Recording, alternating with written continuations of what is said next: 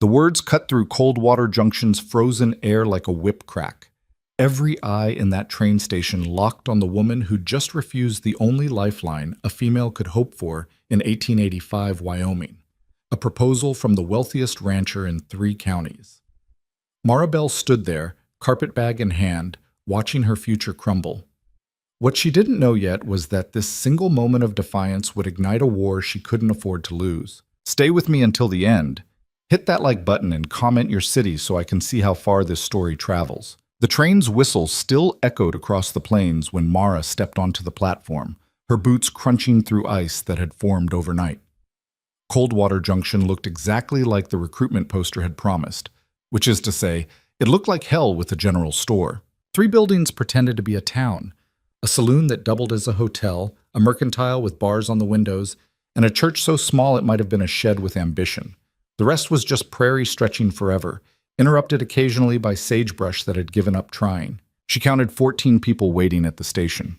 12 men, 1 woman in black, and a child half hidden behind the woman's skirts. The men stared at her with expressions ranging from curiosity to something darker. The woman's face was locked tight, giving away nothing. "Miss Bell?"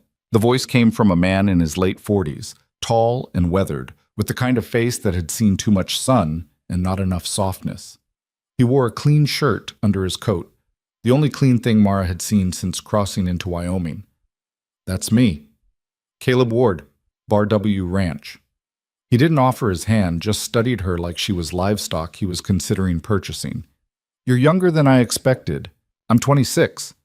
She met his stare without blinking. My age wasn't mentioned in the advertisement because it's irrelevant to my ability to cook. Cooking's just part of running a household. Your advertisement said you needed a cook. I'm a cook. If you needed something else, you should have been clearer in your posting." A few of the men shifted, and Mara caught whispers threading through the cold air. She couldn't make out words, but tone carried just fine. Caleb stepped closer, lowering his voice. "Miss Bell, I think we should discuss this arrangement more privately." "What's there to discuss?" "You need meals prepared for your ranch hands. I need employment. I can start tomorrow if your kitchen is equipped." "That's—" He cleared his throat, glancing at the gathering crowd. "Perhaps we could speak at the hotel? I'd prefer to head straight to the ranch if it's all the same. I've been traveling for 3 days and I'd like to see where I'll be working." Caleb's jaw worked like he was chewing something tough. Behind him, one of the men, barrel-chested, with a beard that looked like it housed small animals, stepped forward. "Ward, you gonna let her talk to you like that?" "Stay out of this, Pike." Pike ignored him. "She don't even know how things work here yet, and she's already got a mouth on her." Mara turned her full attention to Pike. "I wasn't aware my mouth required your approval." The woman in black made a small sound, not quite a gasp, not quite a laugh. Pike's face went red.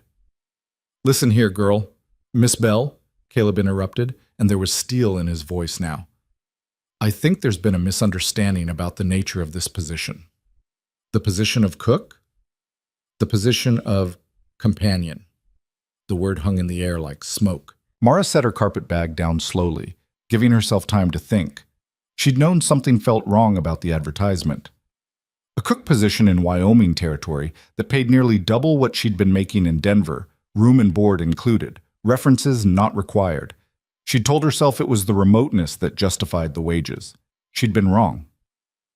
"Mr. Ward, when you advertised for a cook, did you actually need someone to prepare meals?" "Well, yes, but then that's what I'm here to do. If you were advertising for a wife, you should have said so clearly. I would have saved us both the trouble and the train fare." "Now hold on." Caleb raised his hands like he was calming a horse. "I'm not talking about anything improper. I'm talking about marriage. A proper arrangement, church wedding, the whole thing. I don't recall accepting a proposal." "You're here, aren't you?" "I'm here to cook."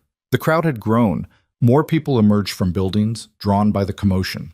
Mara counted at least 20 now, and the whispers had gotten louder. She caught fragments. "Shameful. Alone with all those men. What kind of woman?" Caleb seemed to notice the audience for the first time. When he spoke again, his voice carried, deliberately, Mara thought. "Miss Bell, I'm trying to do right by you here. A woman alone on a ranch full of men. People will talk. They already are. I'm offering you respectability, security, a home. I have a skill that provides all those things. For how long? Until you're too old to work? Until some cowhand decides to take liberties and you've got no protection? He softened his tone, playing to the crowd now.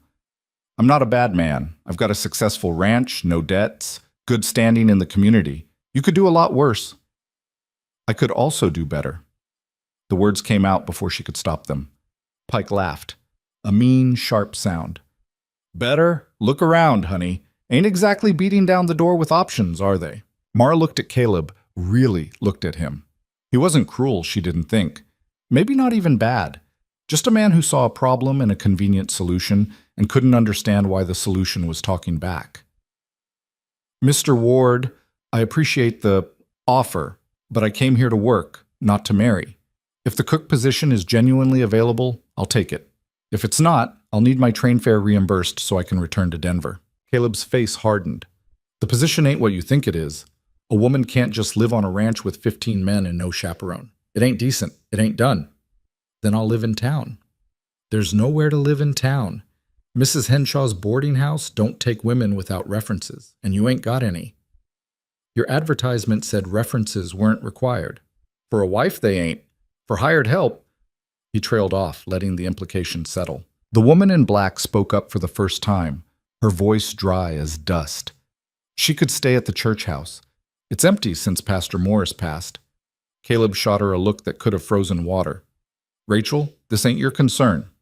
Seems like it's everybody's concern, way you're conducting business on a public platform. Rachel pulled her shawl tighter. Girl needs a place to stay. There's a place. Simple as that. It ain't heated, ain't furnished neither. Then she'll freeze. But she'll freeze respectably, which seems to matter so much to everyone here. Mara wanted to kiss this Rachel woman. Instead, she said, I'll take it. You don't know what you're agreeing to, Caleb warned. It's barely 4 walls and a roof. No stove, no bed, nothing. And the ranch is 5 miles out. You'll have to walk there and back every day in the dark. In winter. Alone. I've walked farther in worse conditions. For what? Wages you'll spend on firewood and food? You'll be working just to survive, and for what? For the satisfaction of not being owned. The words fell like stones into water. Silence rippled outward.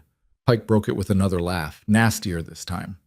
This is what the world's coming to, women thinking they got choices. Caleb rubbed his face, suddenly looking every one of his 40-something years. Miss Bell, I ain't trying to own you. I'm trying to help you. But if you're set on doing this the hard way, I can't stop you. Wages are 50 cents a day, meals included. You cook breakfast, dinner, and supper for the hands. Kitchen's yours to manage. You want the job? It's yours. But don't come crying to me when you realize what you've taken on. I won't. We'll see. He turned to the crowd. Show's over. Y'all got business elsewhere. The crowd dispersed slowly, reluctantly, like they were leaving a good hanging. Rachel stayed put. I'm Rachel Ashford, she said, offering her hand. Mara shook it, surprised by the strength in the grip. That's my daughter Elsie. The child peered out from behind her mother's skirts, maybe 8 years old, with pale hair and eyes that took in everything. Mara Bell, thank you for speaking up. Don't thank me yet. That church house is rough. Rachel's expression softened slightly. But it's yours if you want it. No rent, such as it is. You'll need supplies, though. Bedding, lamp oil, firewood, and probably a rifle. A rifle? For the wolves, they come down from the mountains when it gets cold enough. Usually they stick to livestock, but a woman alone. She shrugged. Better to have it. Mara thought of her savings. $43, carefully hoarded from 2 years of cooking in Denver. She'd hoped to save most of it, build something resembling a future. Now it would go to survival basics. I'll manage. Rachel gave her a long look, then nodded. I expect you will. Come on, I'll show you the place. The church house sat behind the actual church, connected by a covered walkway that looked like it would collapse in a strong breeze. Rachel wasn't lying about the condition. 4 walls, a roof, 1 door, 2 windows with shutters but no glass. The floor was packed dirt. The only furniture was a broken chair missing 1 leg. Pastor Morris was an ascetic, Rachel explained. Believed comfort was a sin. He died last winter when the stovepipe came loose and filled the place with smoke. By the time anyone found him, he'd been gone 3 days. Comforting. Just telling you the history. There's a well out back, but it freezes sometimes. When it does, you'll have to melt snow. Outhouse is behind the church. You'll share it with anyone who comes to services, which is most people on Sunday. Mara set her carpet bag on the floor, raising a small cloud of dust. The space was maybe 12 feet by 12 feet, smaller than her room in Denver. Colder, too. She could already feel the wind coming through gaps in the walls. It's perfect. Rachel's mouth twitched. You're either brave or stupid, and I haven't figured out which yet. Can it be both? That earned an actual smile. I like you, Miss Bell. Against my better judgment, I like you. But you should know what you're walking into. This town, it's not kind to women who don't follow the rules. I noticed. You haven't noticed anything yet. Caleb Ward owns half the businesses in Coldwater Junction. His ranch employs most of the men. Cross him, and you cross everyone. She paused. He's not a bad man, like he said, but he's used to getting what he wants. And now you've embarrassed him in front of the whole town. I didn't mean to embarrass him. I just meant to work. Intention doesn't matter much out here. Results do. Rachel moved to the door. I'll send Elsie by tomorrow with some firewood. Get you started, at least. Mercantile's open till 6 if you need supplies tonight. Thank you. Really. Thank me by lasting longer than a week. I've got $10 bet that you will. After Rachel left, Mara stood in the center of her new home and took inventory. She had her carpet bag, which contained 2 changes of clothes, a hairbrush, a small sewing kit, a photograph of her mother, and a cookbook she'd inherited from her grandmother. She had $43. She had a job that paid 50 cents a day, $15 a month if she lasted, and she had an entire town that already hated her. The mercantile owner, a thin man with suspicious eyes and hands that shook slightly, charged her double what the goods should have cost. She knew it, and he knew she knew it. But what choice did she have? She bought a wool blanket, a tin cup and plate, lamp oil, matches, a small pot, coffee, cornmeal, and salt pork. The total came to $8. You'll need credit, the owner said, not unkindly. Most folks do out here. I can set up an account. No, thank you. I'll pay as I go. His eyebrows rose. Suit yourself. But winters are long. Money runs out faster than you'd think. She left with her purchases in a crate, struggling under the weight. The sun was setting, painting the prairie in shades of orange and red that would have been beautiful if they didn't signal incoming cold. She made 3 trips from the mercantile to the church house, and by the last one, her hands were numb despite her gloves. Night fell fast and complete. Mara had forgotten how dark it could get away from cities, how the blackness pressed in like something physical. She lit her lamp, precious oil, but necessary, and set about making her space livable. The broken chair became kindling. She stuffed rags into the worst gaps in the walls. She hung her blanket across one window to block the wind, sacrificing light for warmth. She made coffee and fried salt pork in her little pot, eating standing up because she had nowhere to sit. It wasn't until she'd finished eating and washed her dishes in freezing well water that the reality hit her. She was alone, completely alone, in a town that despised her, about to work for a man she'd humiliated, with no friends, no allies, and no safety net. One mistake, one injury, one stroke of bad luck, and she'd be done.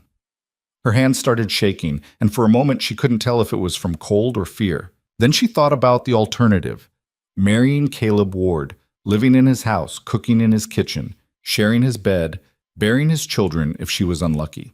Spending the rest of her life as an appendage to someone else's story, her own ambitions and dreams slowly crushed under the weight of duty and expectation.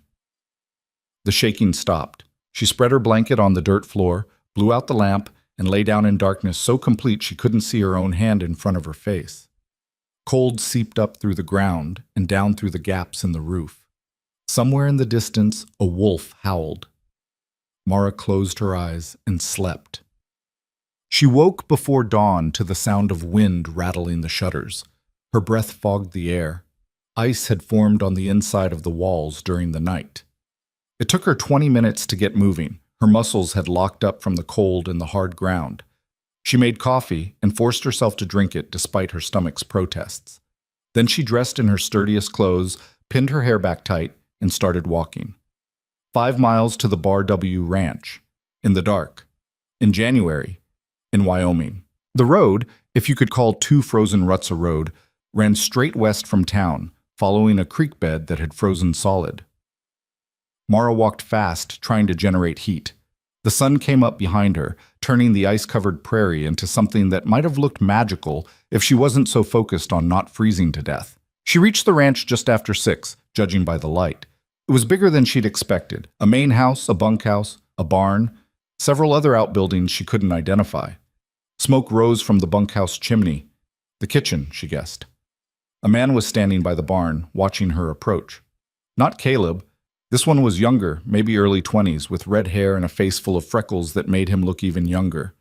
"You're the cook?" "That's right." He looked her up and down, not bothering to hide his doubt. "Boss said you'd probably not show up." Boss was wrong. "Yeah, well, kitchen's through there." He pointed to a door on the side of the bunkhouse. "Hands eat at 6:30. You're late." I would have been on time if someone had told me the actual start time instead of just morning.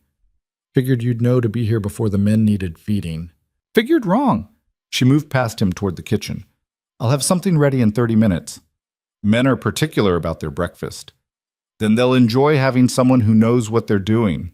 The kitchen was exactly what she expected. A mess. Dirty dishes piled in a basin, grease coating every surface, food scraps on the floor attracting flies that shouldn't have survived the winter, but somehow had. A massive cast-iron stove dominated one wall, currently cold and caked with ash. Mara stood in the doorway for a moment, letting the scope of the disaster sink in. Then she rolled up her sleeves and got to work. First the stove. She cleared the ash, checked the flue, and got a fire going with wood from the box nearby. While it heated, she tackled the dishes, scraping off dried food and scrubbing until her hands ached. She found what passed for a pantry, a cupboard with a broken door stocked with basics. Flour, lard, dried beans, coffee, salt. Some questionable bacon. Eggs that might have been fresh last week. She made coffee first, strong enough to strip paint. Then biscuits from scratch, working the dough with quick, efficient movements her grandmother had taught her. While they baked, she fried the bacon despite its suspicious smell, checking each piece carefully. Most of it was fine, just old. The eggs she scrambled with some dried onions she found in the back of the cupboard. The men started filtering in at 6:30 exactly, tracking mud and snow across the floor she'd just swept. They stopped when they saw her, surprise evident on every face. "Morning," she said, not pausing in her work. "Coffee's ready, food's coming." They sat at a long table, 15 men, counting heads quickly. Young and old, clean and dirty, all of them staring at her like she was a two-headed calf. The red-haired man from earlier took a seat near the end. "Boys, this is... What's your name again?" "Miss Bell." "Miss Bell, she's the new cook. Be nice." "Where's Tommy?" one of them asked, older, with gray in his beard. "Tommy quit," Redhead said. "Went to California. Figures. Can't keep a cook longer than a season out here." Mara started serving. Coffee first. They took it gratefully, wrapping cold hands around hot mugs. Then the food, piling plates high. She made sure everyone got equal portions, no favorites, no shortcuts. The first man to try the biscuits paused mid-bite. Then he took another bite. Then another. "These are good." "Thank you." Like actually good, not just good for ranch cooking. Good. Word spread down the table. The men dug in with the kind of focus usually reserved for fighting or gambling. Within 10 minutes, every plate was clean. Pike, the barrel-chested man from the train station, leaned back in his chair. "Well, I'll be damned. Girl can cook." "Woman," Mara corrected. "I'm a woman, not a girl." "Touchy, ain't she?" "Accurate," she replied. "There's more coffee if anyone wants it." They wanted it. They also wanted more biscuits, but she'd run out of flour. Mental note, order more supplies. She refilled mugs and cleared plates while they talked around her, slowly forgetting she was there. "Need to check the fence line in the north pasture. That roan mare's favoring her left front. Heard there's a storm coming in from the mountains." Ranch talk, work talk, the kind of conversation that happened when people were too tired to perform for strangers. Caleb arrived as she was washing the last of the dishes. He stood in the doorway, taking in the scene, the clean kitchen, the satisfied men, the cook who'd shown up despite everything. "Miss Bell?" "Mr. Ward." "You made it." "I said I would." He moved into the room, pouring himself coffee from the pot she'd left on the stove. And you'll make it back to town tonight? I will. Every day? Every day. Winter's just starting. We get snowed in sometimes for days. Then I'll sleep in the barn. His expression flickered. She couldn't read what it meant. You're determined to make this difficult. I'm determined to do my job. He drank his coffee in silence, watching her work. Finally, the men seemed pleased. They were hungry. I fed them, not complicated. Tommy never made biscuits like that. Tommy apparently never cleaned the kitchen either. A ghost of a smile crossed his face. No, he didn't. Complained about it constantly, but never actually did it. He set down his mug. You'll need more supplies. Make a list. I'll have someone take it to town. I can get my own supplies. On 50 cents a day? With winter prices? He shook his head. Kitchen supplies come out of ranch funds. That's standard. You want to make fancy biscuits? I'll pay for fancy flour. You want to poison my men with Tommy's leftover bacon? That's on you. It was the closest thing to kindness he'd offered. Mara nodded slowly. I'll make a list. Good. He headed for the door, then paused. For what it's worth, Miss Bell, I hope you last longer than a week. Be ashamed to waste biscuits like that on just one breakfast. After he left, Redhead, who she learned was named Jim, helped her carry water from the pump. Boss is right, you know, about the winter. It gets bad out here, real bad. I'll manage. You keep saying that. He set down the bucket, studying her. Why'd you come all the way to Wyoming for a cook job? Pretty woman like you could have found work anywhere. A job's a job. Nah, it ain't. This is the ass end of nowhere, and you knew that before you got on the train, so why here? Mara considered him. He seemed genuinely curious, not hostile. Same reason anyone goes anywhere. I needed a change. From what? From feeling like I was drowning on dry land. He blinked, then laughed. Well, that's honest, at least. Fair warning, though. You keep being this honest, you're going to make enemies. I already have enemies. Made them the minute I stepped off that train. True enough. He picked up his hat from where he'd left it on the counter. But for what it's worth, you got at least one friend now. Those biscuits earned you that much. Glad my biscuits meet with your approval. They do. And Jim's approval counts for something around here, being the foreman and all. You're the foreman? Yep. Which means if you need anything, supplies, help, someone to walk you back to town in the dark, you come to me. Deal? She should have said no, should have maintained her independence, proved she didn't need help from anyone.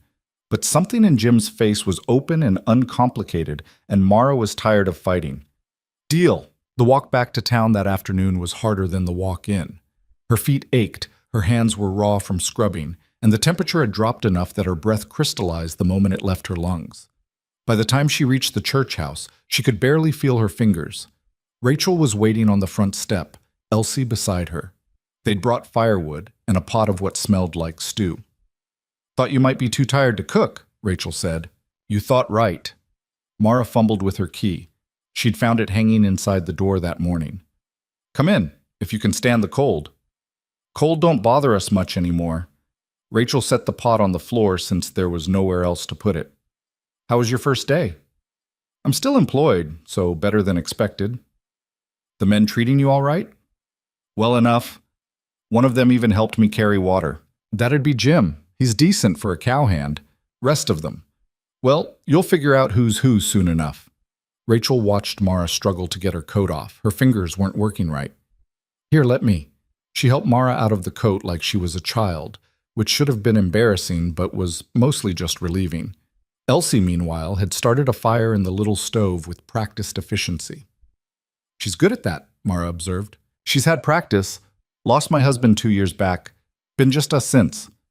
Rachel ladled stew into Mara's tin cup. Eat. You look half dead. The stew was venison and potatoes, thick and hot, and perfect. Mara ate standing up again, too tired to care about manners. I heard you made biscuits this morning, Rachel said casually. Whole town's talking about it. About biscuits? About how good they were. Jim told Mrs. Henshaw at the Mercantile. She told her sister. Her sister told everyone else. By noon, you were apparently the best cook in Wyoming. By mid-afternoon, you were probably a witch. Mara laughed. It came out more like a cough. I'm not sure which is worse. The witch thing, definitely. People here don't like what they can't explain, and a woman who makes better food than their mothers did counts as unexplainable. Rachel's expression turned serious. Be careful, Miss Bell. Admiration turns to resentment real quick out here, especially for women. You're already walking a thin line. Don't give them reasons to push you off it. What am I supposed to do? Cook badly? No, just watch yourself. And maybe find a way to make some allies among the women. Right now you're a curiosity. That won't last. After they left, Mara sat on her blanket and stared at the fire. Her whole body ached. Her hands were blistered. She had to do this again tomorrow, and the day after that, and the day after that, for 50 cents a day. She thought about Denver, about the boarding house where she'd lived, the restaurant where she'd worked. It hadn't been easy there either. Long hours, demanding customers, a head chef who liked to yell. But at least she'd had walls that didn't leak and a bed that wasn't dirt. But she'd also had no future, no possibility of advancement, no path to anything better, just the same routine, forever, until she got too old to work and ended up in a poorhouse somewhere. Here, at least, there was potential. If she could last the winter, build a reputation, save enough money, maybe she could start something of her own. A restaurant, a bakery, something that belonged to her and no one else. It was a long shot, probably impossible, but it was hers. Mara lay down, pulled her thin blanket over herself, and fell asleep before the fire had even finished burning down. Musait? The pattern established itself quickly. Wake before dawn, walk to the ranch, cook 3 meals, walk back to town, collapse. Repeat. The men stopped staring after the first week. By the second week, they'd started requesting specific dishes. By the third week, they were protective. You walk back in the dark by yourself? One of them, Davis, an older cowhand with kind eyes, asked one evening. Every night. That ain't safe. Haven't died yet. Yet being the key word. He turned to the others. We should set up a rotation. Someone walks her back each night. I don't need an escort. Ain't about what you need. It's about what's right. You're feeding us good food, treating us decent. Least we can do is make sure you don't get eaten by wolves. She wanted to argue, but the truth was the walk had gotten scarier. Wolves did come down from the mountains. She'd seen their tracks. And there were other dangers, too. The dark played tricks, made her imagine things. Last night she'd sworn someone was following her, though when she turned around there was nothing but empty road. Fine, she agreed, but I'm not slowing down for anyone. You can't keep up. That's your problem. They kept up. The rotation worked well enough. Different man each night, usually someone who lived in town or had business there anyway. They didn't talk much. Ranch hands weren't chatty by nature, but the presence was comforting. Even Pike, when it was his turn, kept his mouth shut and his eyes on the darkness. The town, meanwhile, had developed opinions. Some of the women softened slightly when they realized Mara wasn't there to steal their husbands. Mrs. Henshaw at the Mercantile started giving her fair prices. A few others nodded when they passed on the street instead of looking away. But others got worse. A group of younger women, led by someone named Judith, who Mara learned was Caleb's sister, made it their mission to ensure everyone knew exactly what they thought of the loose woman living alone. I heard she's entertaining men at that church house, Judith announced loudly one Sunday after services, pitched so Mara would hear. Different one every night. They're walking me home from work, Mara said evenly, because it's dark and dangerous. So you say. But we all know what kind of woman lives with no chaperone and takes money from men. The kind who works for a living? The kind who should have taken my brother's offer when she had the chance. Now you're just embarrassing yourself. Mara bit back her first 3 responses and settled for, your brother's offer was marriage, not employment. I wanted employment. I have it. Everyone's happy. My brother is not happy. You humiliated him. I turned him down. There's a difference. Not out here, there isn't. Rachel appeared from nowhere, Elsie in tow. Judith, shouldn't you be helping with the church social? Last I checked, you were in charge of setting up tables. I'm having a conversation. You're starting gossip again. Rachel's voice was pleasant, but her eyes were hard. Come on, Miss Bell. I need help carrying something. She didn't, but Mara followed her anyway, grateful for the escape. Judith's always been like that, Rachel explained once they were out of earshot. Bitter about her own life, takes it out on anyone who seems to have choices she didn't get. Ignore her. Easy to say, Harder to do when she's poisoning the whole town against me. Town was already poisoned. She's just making it louder. Rachel glanced back to make sure Elsie wasn't listening. But she's also weak. Bullies usually are. Stand firm long enough, she'll find someone else to torment. How long is long enough? Longer than you'd like. Shorter than forever. That night, walking back with Jim, Mara asked the question that had been bothering her. Why doesn't Caleb just fire me if I'm such an embarrassment? Jim laughed. You're kidding, right? No? Miss Bell, the men would riot. You've spoiled them rotten. Yesterday, Davis told me he'd quit if the boss let you go. Davis has worked here for 12 years. You think Caleb's going to choose his pride over half his workforce? I think his pride might demand it eventually. Maybe. But until then, you're safe. We all know it, including him. Why do you think he's been avoiding the kitchen? She'd noticed that, actually. Caleb rarely came by anymore, sent messages through Jim instead. She'd assumed he was just busy. He's embarrassed, Jim continued. You're doing exactly what you said you'd do, which means he was wrong about you. Men like Caleb hate being wrong. Men like Caleb or just men in general? Fair point. They walked in comfortable silence for a while. Then Jim said, Storm's coming. Big one. We can feel it in the air, see it in how the animals are acting. Probably hit in the next day or two. How big? Big enough that you might want to stay at the ranch instead of trying to walk back. We've got a spare room in the main house. Nothing fancy, but it's got a real bed and heat. I'll manage. You keep saying that, but one of these days you're going to be wrong. Maybe. But not today. The storm hit 2 days later. Mara woke that morning to silence so complete it felt wrong. No wind rattling the shutters, no distant animal sounds. Nothing. Just absolute quiet that pressed against her eardrums like water pressure. She sat up, her breath fogging in air so cold it hurt to breathe. The fire had died completely during the night. When she pushed open the door to check the weather, snow fell inward in a sheet already piled 3 feet high against the frame. Hell, she'd seen blizzards before, but nothing like this. The world beyond her doorway had disappeared into white. She couldn't see the church, couldn't see anything past 5 feet. The wind had started again too, a low howl that sounded almost alive. The ranch was 5 miles away. Might as well have been 500. Mara closed the door and assessed her situation. Half a pot of coffee grounds. Some cornmeal.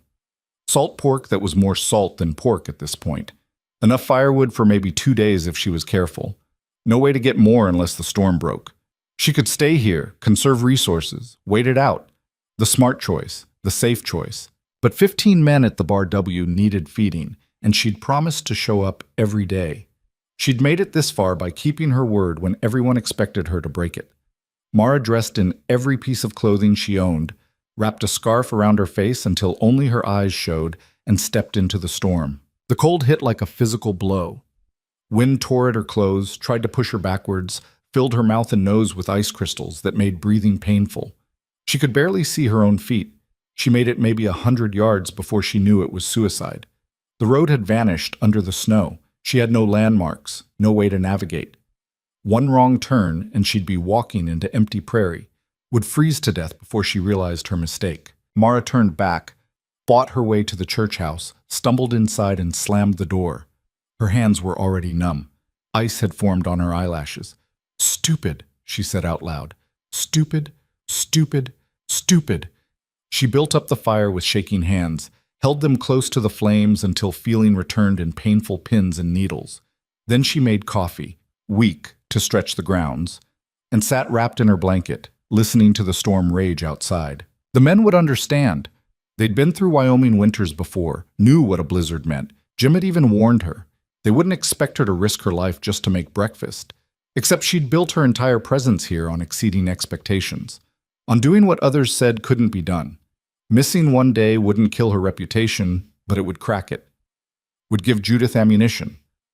Would let people say they'd been right about her all along. The storm lasted 3 days. 3 days of rationing food and firewood, of melting snow for water, of pacing the tiny room because sitting still meant thinking and thinking meant panic. 3 days of wondering if the men were managing, if they even cared that she wasn't there, if this whole stubborn endeavor had been pointless from the start. On the 4th day, the wind stopped. Mara opened her door to find a world transformed. Snow had drifted against buildings, some piles higher than her head. The main street was impassable except on foot, but the sky was clear, painfully blue, and the sun on all that white was almost blinding. She had maybe a cup of cornmeal left and no firewood at all. Time to face reality. The walk to the ranch took 4 hours. The snow was hip-deep in places, crusty enough in others that she could walk on top before suddenly breaking through. By the time the buildings came into view, her legs felt like they'd been beaten with clubs. The ranch looked wrong, too quiet. No smoke from the bunkhouse chimney, no signs of activity. For one horrible moment, Mara thought everyone was dead, frozen in their beds while she'd been safe in town. Then Jim emerged from the barn carrying rope. He saw her and stopped dead. "What the hell are you doing here?" "My job." "In this?" He gestured at the snow. "You walked through this?" "Obviously." "You're insane. We figured you'd stay in town till it cleared." "Are the men all right?" "More or less. Lost 2 horses in the barn collapse. Got one hand with a busted ankle from trying to clear snow off the roof. Could be worse." He studied her. "You look half frozen." "I'm half frozen. Where's the kitchen?" "Kitchen's fine, but there's no food. Tommy kept most of the stores in the root cellar, and the door's buried under about 6 feet of snow. We've been eating whatever didn't require cooking, jerky, hardtack, some canned beans." Mara felt something shift inside her chest. Not quite panic, not quite opportunity. "Show me what you have." The kitchen was worse than she'd feared. Someone had tried to keep things clean, but had clearly given up by day 2. Dirty dishes everywhere, spilled flour on the floor, the stove cold. But Jim was right about the supplies. There was almost nothing. Some lard, a bit of flour, coffee, dried beans that would take hours to cook properly. And then she saw them. Potatoes. Maybe 20 pounds of them stored in a bin by the back door. Half frozen, but salvageable. "Who's been cooking?" she asked. "We've been taking turns. Nobody's any good at it." Jim leaned against the doorframe, watching her work. "Pike tried to make biscuits yesterday. They came out like rocks. Davis suggested we could use them as ammunition if the wolves attacked." Despite everything, Mara smiled. She fired up the stove, filled a pot with snow to melt for water, started sorting through the potatoes. About half were frozen solid, useless. The rest were fine. "Round up the men," she said. "Tell them lunch is in 2 hours." "What are you going to make with potatoes and lard?" "You'll see." After Jim left, Mara let herself have one moment of pure doubt. 2 hours to feed 15 men with almost no ingredients, in a kitchen she'd barely had time to clean, after walking 4 hours through a blizzard. This was the kind of situation where failure wasn't just possible, it was expected. She got to work. The potatoes she peeled and diced, working fast despite her half-frozen fingers. The lard went into the biggest pot she could find. She found some wild onions someone had stored in a jar, probably meant to last all winter, but desperate times. Some dried sage that smelled like it had been there since territorial days. A precious bit of salt. What she made wasn't fancy. Couldn't be, with what she had. But it was hot, and it was filling, and when the men filed in at noon, the smell alone made 3 of them actually stop in their tracks.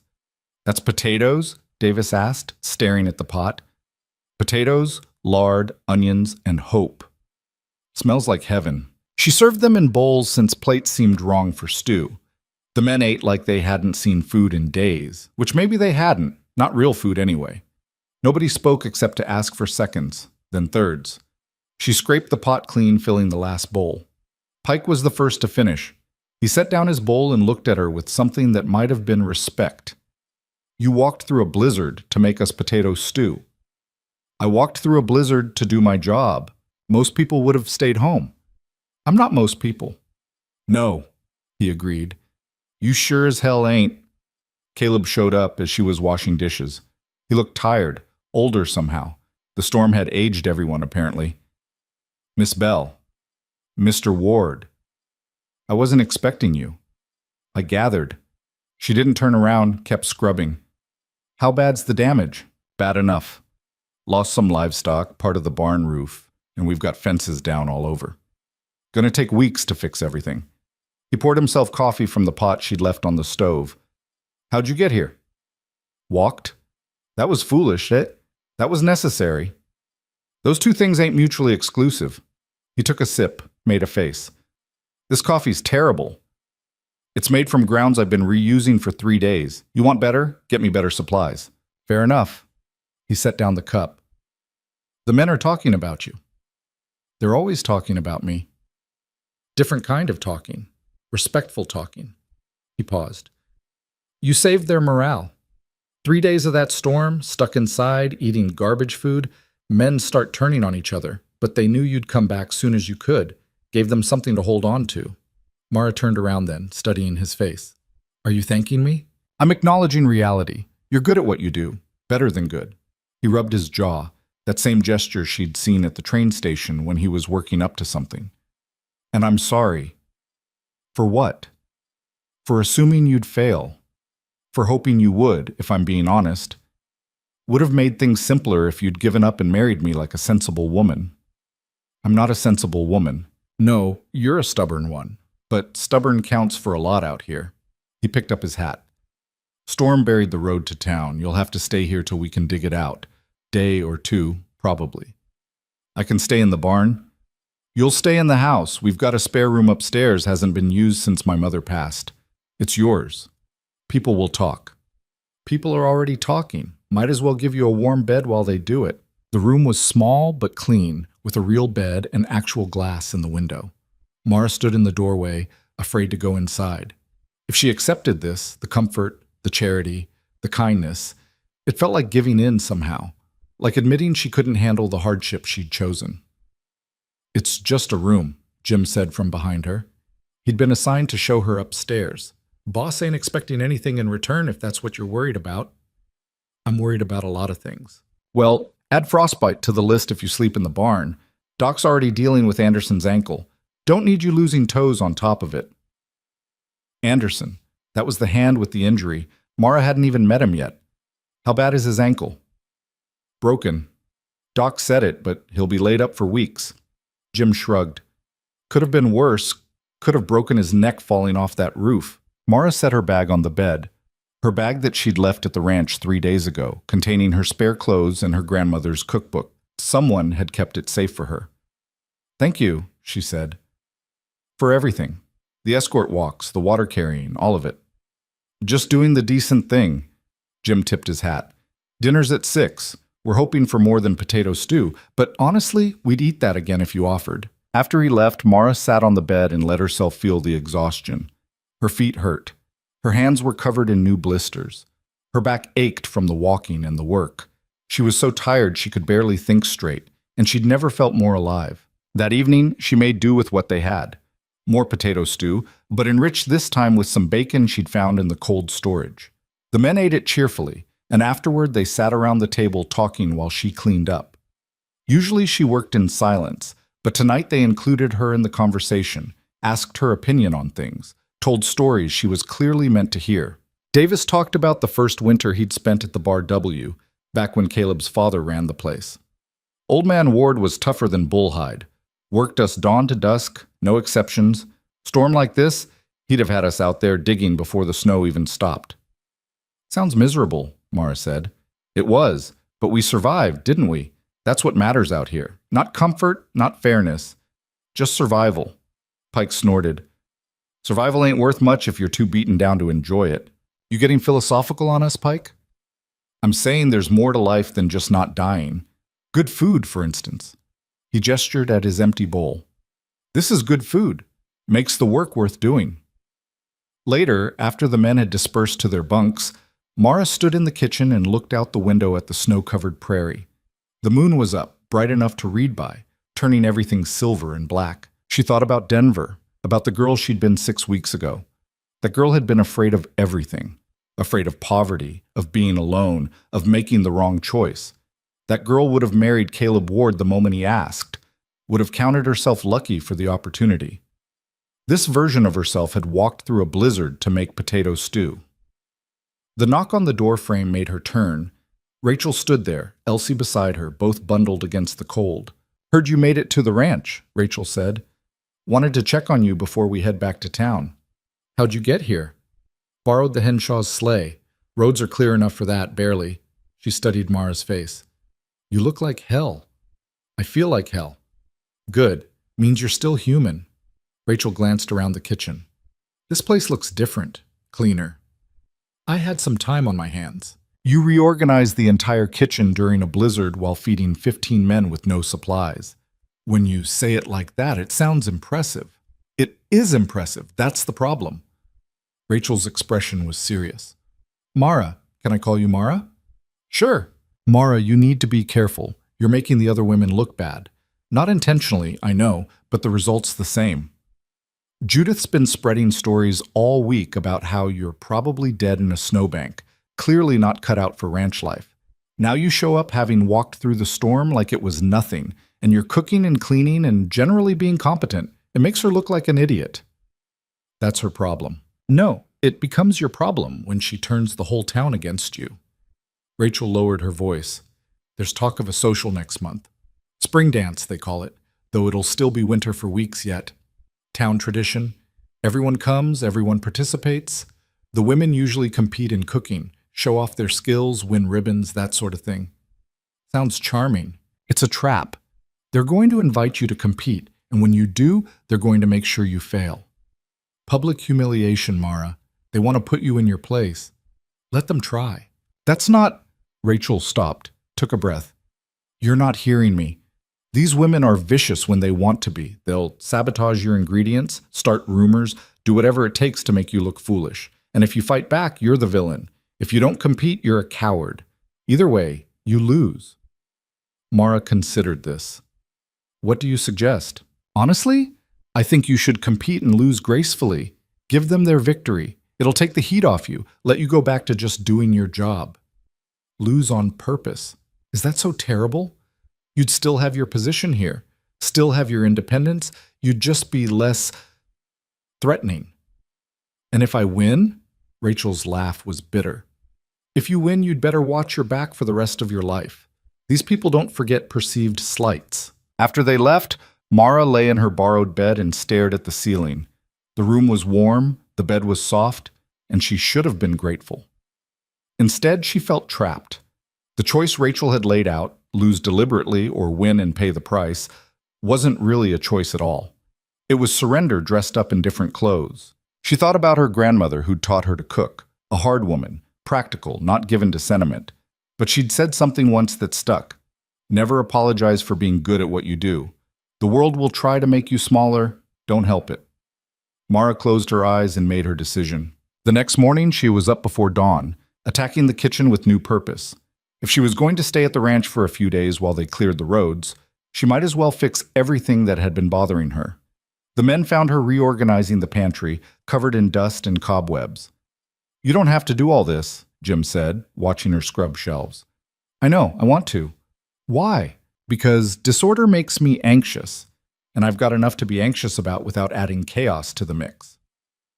By the time they'd finished clearing the road 3 days later, Mara had transformed the kitchen. She'd created inventory lists, reorganized storage, scrubbed every surface, and even fixed the broken door on the cold storage. The men watched this process with a mixture of amusement and awe. She's like a force of nature, Davis observed. More like a force of will, Pike corrected. Nature you can't argue with, she'll argue back. The walk back to town was easier with the road clear, but Mara's church house felt even colder and smaller after days in the warm ranch house. She stood in the doorway, looking at her meager possessions, and felt something close to despair. This was what independence looked like. Cold and lonely and hard. Then she remembered Caleb's offer, Judith's smug certainty, Rachel's assumption that she'd lose gracefully.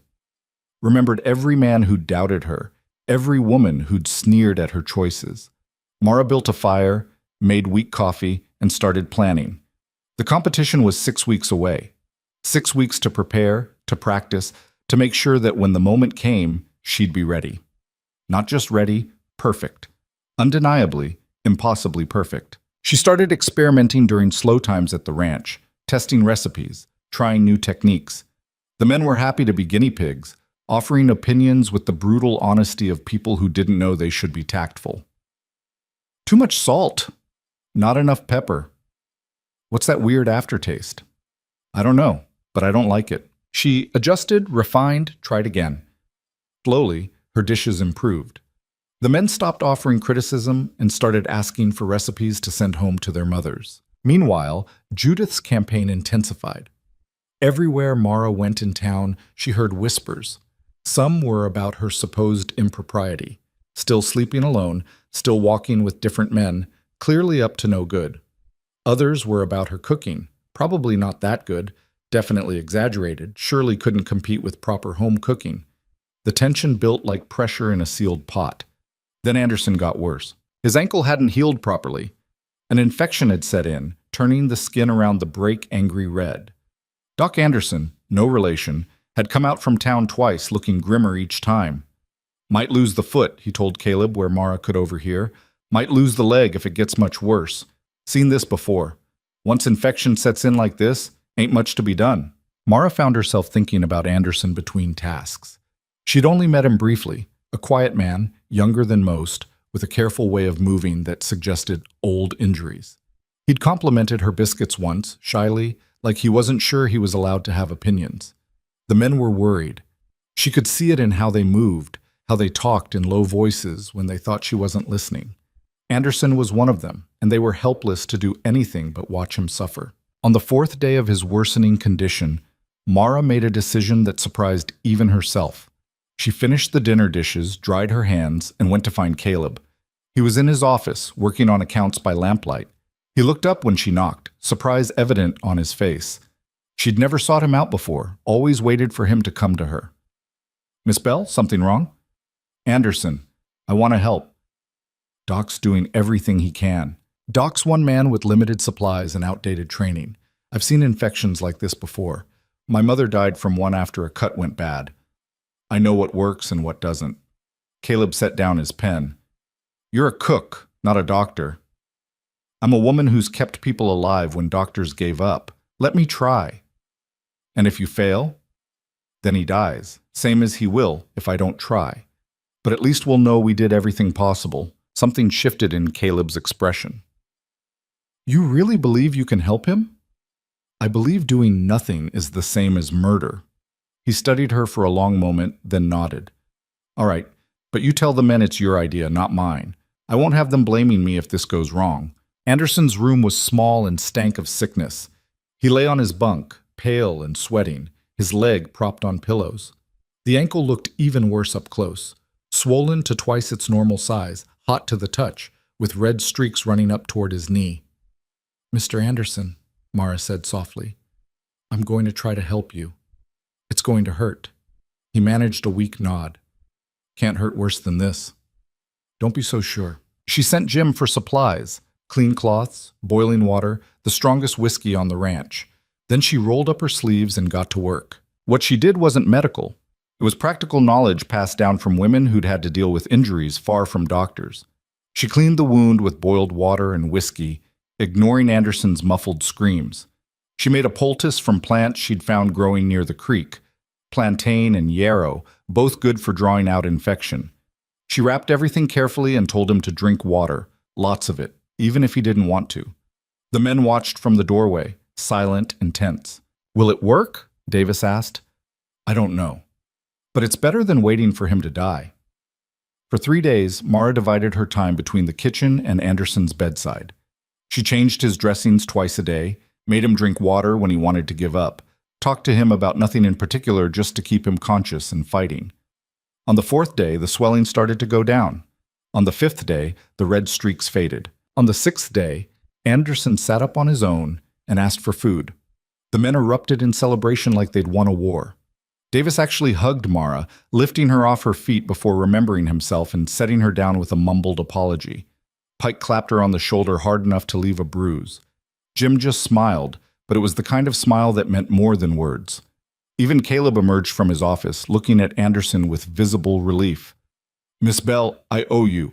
"You don't owe me anything. I did what needed doing." "Still, the men won't forget this. Hell, I won't forget this." But someone did forget. Or rather, chose to remember it differently. By the time the story reached town, filtered through various retellings, Mara had somehow become both a miracle worker and a witch. She'd saved a man's life with mysterious potions. She'd used forbidden knowledge. She'd overstepped her place. Judith had a field day. "Playing doctor now?" she said loudly at the mercantile, making sure everyone heard. "Next she'll be delivering babies and performing surgery. Where does it end?" "It ends with a man keeping his leg," Mara replied evenly. "Or it ends with you killing someone with your amateur doctoring. You're a cook, Miss Bell. Maybe you should stick to what you know. Maybe you should stick to minding your own business." The mercantile went silent. Mrs. Henshaw's eyes went wide. Judith's face flushed dark red. "How dare you speak to me like that? How dare you criticize me for saving a man's life?" Mara stepped closer, tired of backing down, tired of being careful. "You've been spreading lies about me since the day I arrived. Fine. I can handle lies. But don't you dare suggest I should have let Anderson die just to avoid offending your delicate sensibilities. I never said—" "You implied it. There's a difference, but not much of one." Mara picked up her purchases. "Anything else you want to say to my face instead of behind my back?" Judith opened her mouth, closed it, opened it again. Finally, "The spring competition. You're entering, I assume?" "I am." "Good. We'll see how well you do when you're not cooking for men with low standards. Looking forward to it." Mara left the mercantile with her head high and her hands shaking. She'd just made an enemy for life, and she knew it. But she was tired of apologizing for existing, tired of making herself smaller to make others comfortable. If they wanted a competition, she'd give them one they'd never forget. The weeks before the competition passed in a blur of flour and fire. Mara worked herself into exhaustion, testing recipes in the ranch kitchen after the men had finished eating, staying up late in her freezing church house, perfecting techniques by lamplight. Her hands developed new calluses on top of old ones. She burned through her carefully hoarded savings buying ingredients for practice runs. Rachel stopped by one evening with Elsie, finding Mara surrounded by failed attempts at pie crust. "You're going to kill yourself over this," Rachel observed, nudging a particularly sad-looking pastry with her finger. "Better than letting Judith kill me publicly." "It's just a competition, a stupid ribbon and bragging rights." "It's everything."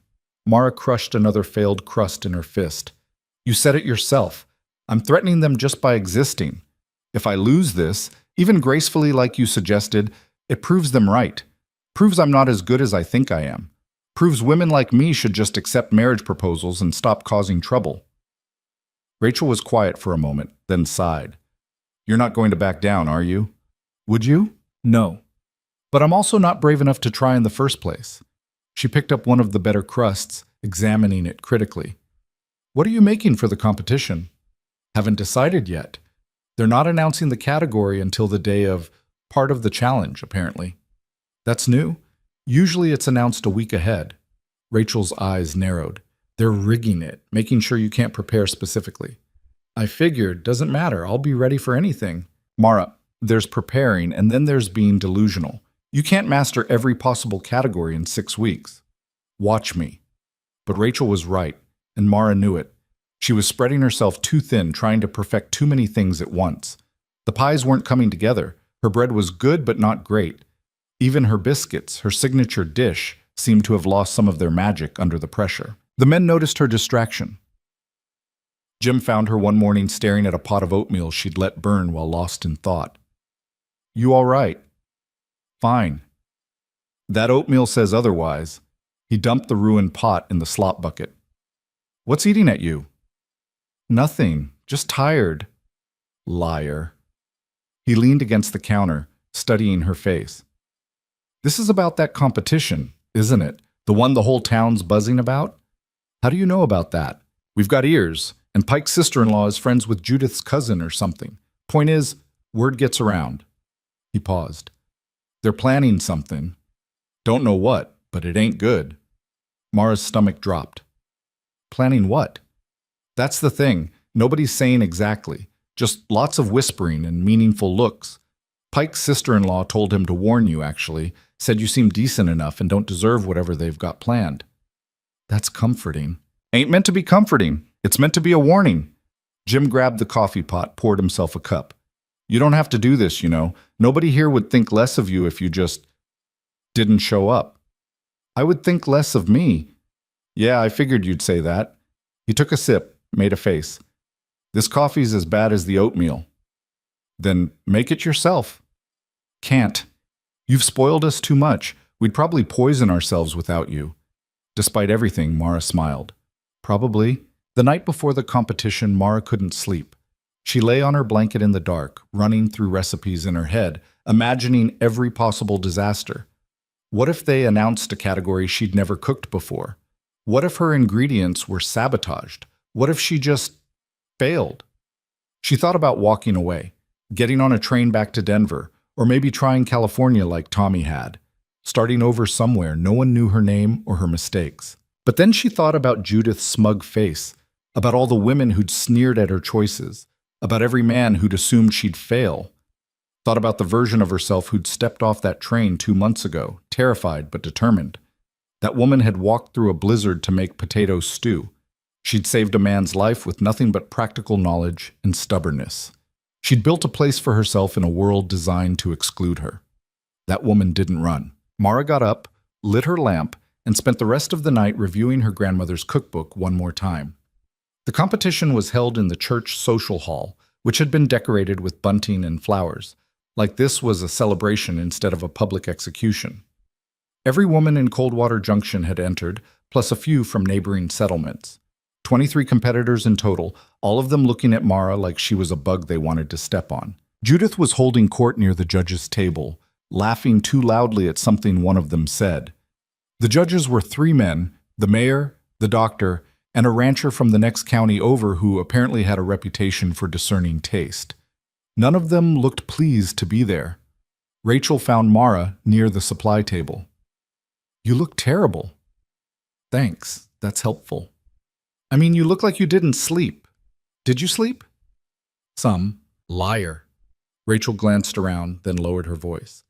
"I've been asking around. Near as I can tell, the category's going to be dessert. Probably pie, but could be cake." "How'd you find that out?" "I have my ways. Also, I may have accidentally overheard Judith talking to the mayor yesterday." Rachel's expression was serious. "Mara, she's very confident. Too confident. I think they've got something planned beyond just the category." "Like what?" "I don't know. But watch your ingredients. Don't use anything you didn't bring yourself or can't verify is safe." Before Mara could respond, the mayor called for attention. He was a round man with a mustache that looked like a caterpillar had died on his upper lip, and he clearly loved the sound of his own voice. "Ladies and gentlemen, welcome to Coldwater Junction's annual spring social competition. Today, our lovely ladies will be competing in the art of," he paused for dramatic effect, "pie making." A murmur ran through the crowd. Mara felt her shoulders relax slightly. Pie she could do, pie she'd been practicing.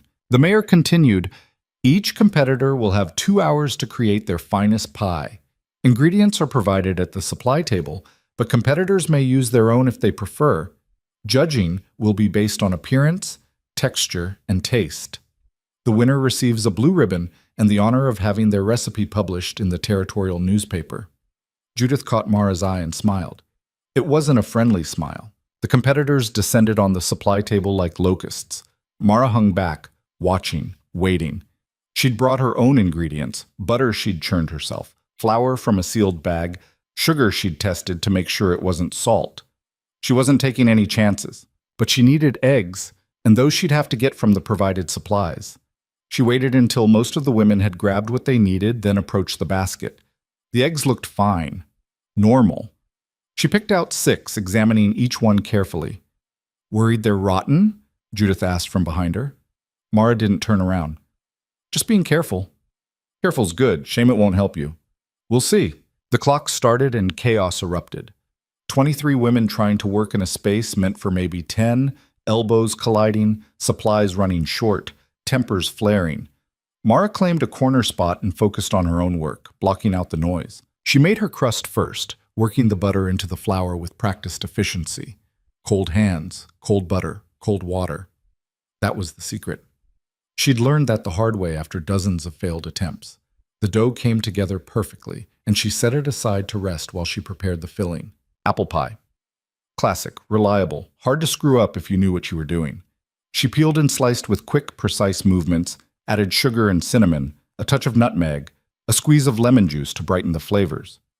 Everything was going smoothly, too smoothly. She was rolling out her bottom crust when she noticed the smell. Faint at first, then stronger. Something burning. She checked her oven, still cold, she hadn't started the fire yet. Checked the ovens near her. Nothing. The woman to her left, a middle-aged homesteader named Agnes, suddenly shrieked, "My pie! Someone turned up my oven!" Sure enough, smoke was pouring from Agnes's oven. Her carefully prepared crust had burned to charcoal. She stared at the ruins, tears streaming down her face. "I didn't touch it," she kept saying. "I set it at the right temperature. I know I did." Mara glanced toward Judith, who was studiously focused on her own work, not even looking at Agnes's disaster. But there was a tightness around her mouth that looked like suppressed satisfaction. 10 minutes later, another woman's ingredients mysteriously disappeared while she was at the water pump. Then someone's bowl of filling dumped all over the floor. She swore she'd left it safely on the table. One woman's oven door wouldn't close properly, meaning her pie cooked unevenly. The sabotage was subtle enough that no single incident seemed deliberate, but the pattern was clear. And Mara noticed that none of Judith's friends were experiencing any problems at all. She kept working, hyper-aware now of everything around her. She didn't leave her station unattended. She checked her oven temperature twice. She tasted her filling to make sure it hadn't been tampered with. Her pie went into the oven with 30 minutes to spare. The crust was golden and perfectly crimped, the filling visible through artfully placed vents. It looked professional, maybe too professional. Mara sat back and watched the other competitors scramble to finish. Some were clearly struggling, their pies misshapen or underbaked. Others looked competent. Judith's in particular looked flawless, like something from a magazine illustration. With 15 minutes left, Mara checked her pie. Perfect golden brown, filling bubbling gently through the vents. She pulled it out to cool, setting it carefully on the rack provided. Then she made a mistake. She turned her back for 30 seconds to get a cup of water. When she turned around, Elsie was standing next to her pie, looking guilty and terrified. And there was a crack running through the crust that definitely hadn't been there before. "Elsie, what?" "I'm sorry." The girl's voice was barely a whisper. "They said if I didn't do it, they'd tell everyone my mama was improper with Mr. Davis, that she was the reason his wife left him. It's not true, but people would believe it anyway, and—" "Elsie." Mara knelt down, forcing herself to stay calm even though panic was screaming in her head. "What did you do?" "I pushed your pie. Just a little. Made a crack in it. I'm sorry, Miss Bell. I'm so sorry, but they said—" "Who said?" But Mara already knew. She looked up and found Judith watching, that same satisfied expression on her face. The crack wasn't huge, but it was visible. Obvious. In a competition judged partly on appearance, it might as well have been a crater. Mara looked at Elsie's terrified face, at Rachel, who'd just noticed what was happening and gone pale, at Judith's triumph, at her grandmother's cookbook sitting next to the ruined pie. She had 10 minutes left. 10 minutes to either give up or figure something out. Never apologize for being good at what you do. Mara stood up, brushed off her skirt, and got back to work. She couldn't fix the crack. The pie was too hot, the crust too set. But she could work with it. She grabbed a knife and carefully widened the crack into a deliberate vent pattern, scoring the crust around it to make it look intentional. It wasn't perfect, but it was better than leaving it as obvious damage. Then she noticed something. In her haste to sabotage Mara's pie, Judith had gotten sloppy with her own. There was a smudge of flour on the edge of her crust that she'd missed. Small, but visible if you were looking for it. Mara filed that information away and focused on making her disaster look like a design choice. When time was called, 23 pies sat cooling on the tables. Most looked decent. A few looked terrible. 3 looked perfect. Judith's, one from a woman Mara didn't know, and one from Mrs. Henshaw that was surprisingly good. And then there was Mara's, with its deliberately artistic crack pattern that screamed, "I fixed a mistake and hoped you wouldn't notice." The judges made their way down the line, examining each pie with theatrical seriousness. They cut slices, tasted, made notes. The room held its collective breath. When they reached Mara's pie, she saw the mayor's eyebrows rise at the crack pattern, saw the doctor's skeptical expression, saw the rancher pause, fork halfway to his mouth, then take a second bite, then a third. "Interesting design choice," the mayor said, his tone making it clear he didn't believe it was a choice. "Thank you." Mara kept her voice steady. "The crack is intentional. allows for better steam release, and creates an interesting visual element. The doctor snorted. Looks like it broke. Then I'd say your eyes are better than your medical skills, since Anderson still has his leg. The room went silent. The doctor's face turned red. That's uncalled for, he sputtered. Is it? You said his leg was lost. I saved it. Seems like my judgment might be worth something. The mayor cleared his throat. Perhaps we should focus on the pies, not past disagreements. They tasted. The rancher took his time, chewing slowly, clearly thinking. Finally he said, Best pie here. What? The doctor stared at him. It's cracked. It's delicious. Crust is perfect, flaky, not tough. Filling's balanced, not too sweet. Spices are subtle. This is professional level work. He looked at Mara with something like respect. Where'd you learn to cook like this? My grandmother, and 2 months of feeding 15 ranch hands who aren't shy about criticism. Well, it shows. He made a note on his paper. This one's got my vote. They moved on to Judith's pie. It looked flawless, like something from a professional bakery. The judges cut into it with what looked like relief. Finally, a pie without drama. Then they tasted it. The mayor made a face. The doctor took a second bite like he couldn't believe the first one. The rancher set down his fork. Too much salt, the rancher said flatly. Judith went pale. That's not possible. I measured exactly. Taste it yourself. She did, and her expression confirmed what they'd said. Someone had sabotaged her pie the same way she'd been sabotaging others all afternoon. Mara looked at Rachel, who was standing near the supply table with Elsie. Rachel met her eyes and gave the tiniest shrug, like to say I might have accidentally switched the sugar and salt containers when no one was looking. The judges finished their rounds and convened for a hushed conversation. The room buzzed with speculation. Mara stood by her cracked pie and tried to keep breathing normally. Finally, the mayor stepped forward. Ladies and gentlemen, we have our winner. He paused, clearly unhappy about what he was about to say. First place goes to Miss Mara Bell of the Bar W Ranch. The room erupted. Cheers from the ranch hands who'd come to watch, stunned silence from most of the women, and a strangled sound from Judith that might have been a scream if she'd had the breath for it. Mara accepted her blue ribbon with shaking hands, unable to quite process what had happened. She'd won. Despite the sabotage, despite everything, she'd actually won. Judith shoved her way through the crowd, her face twisted with rage. This is a farce. Her pie is cracked. Anyone can see it's damaged. It's also the best tasting pie here, the rancher said calmly. And that's what matters in a cooking competition. Taste. She cheated. She must have. Or that little brat. Judith spun toward Elsie, who shrank back behind her mother. She put her up to it, got the child to sabotage my ingredients. I did no such thing, Mara said quietly. And if your pie is oversalted, maybe you should be more careful about measuring your ingredients. You're a liar and a cheat and a... Careful. Jim's voice cut through Judith's tirade. He'd moved to stand next to Mara, and Pike and Davis flanked him. You're about to say something you can't take back. Judith looked at the 3 ranch hands, at the crowd watching, at her own ruined pie sitting on the table like evidence of her failure. Her mouth opened and closed, but no words came out.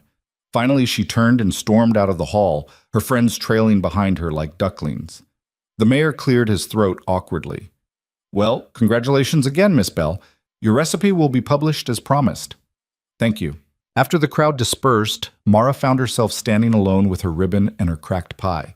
She should have felt triumphant. Instead, she felt exhausted and vaguely sick. Rachel approached cautiously. You all right? I don't know. Am I?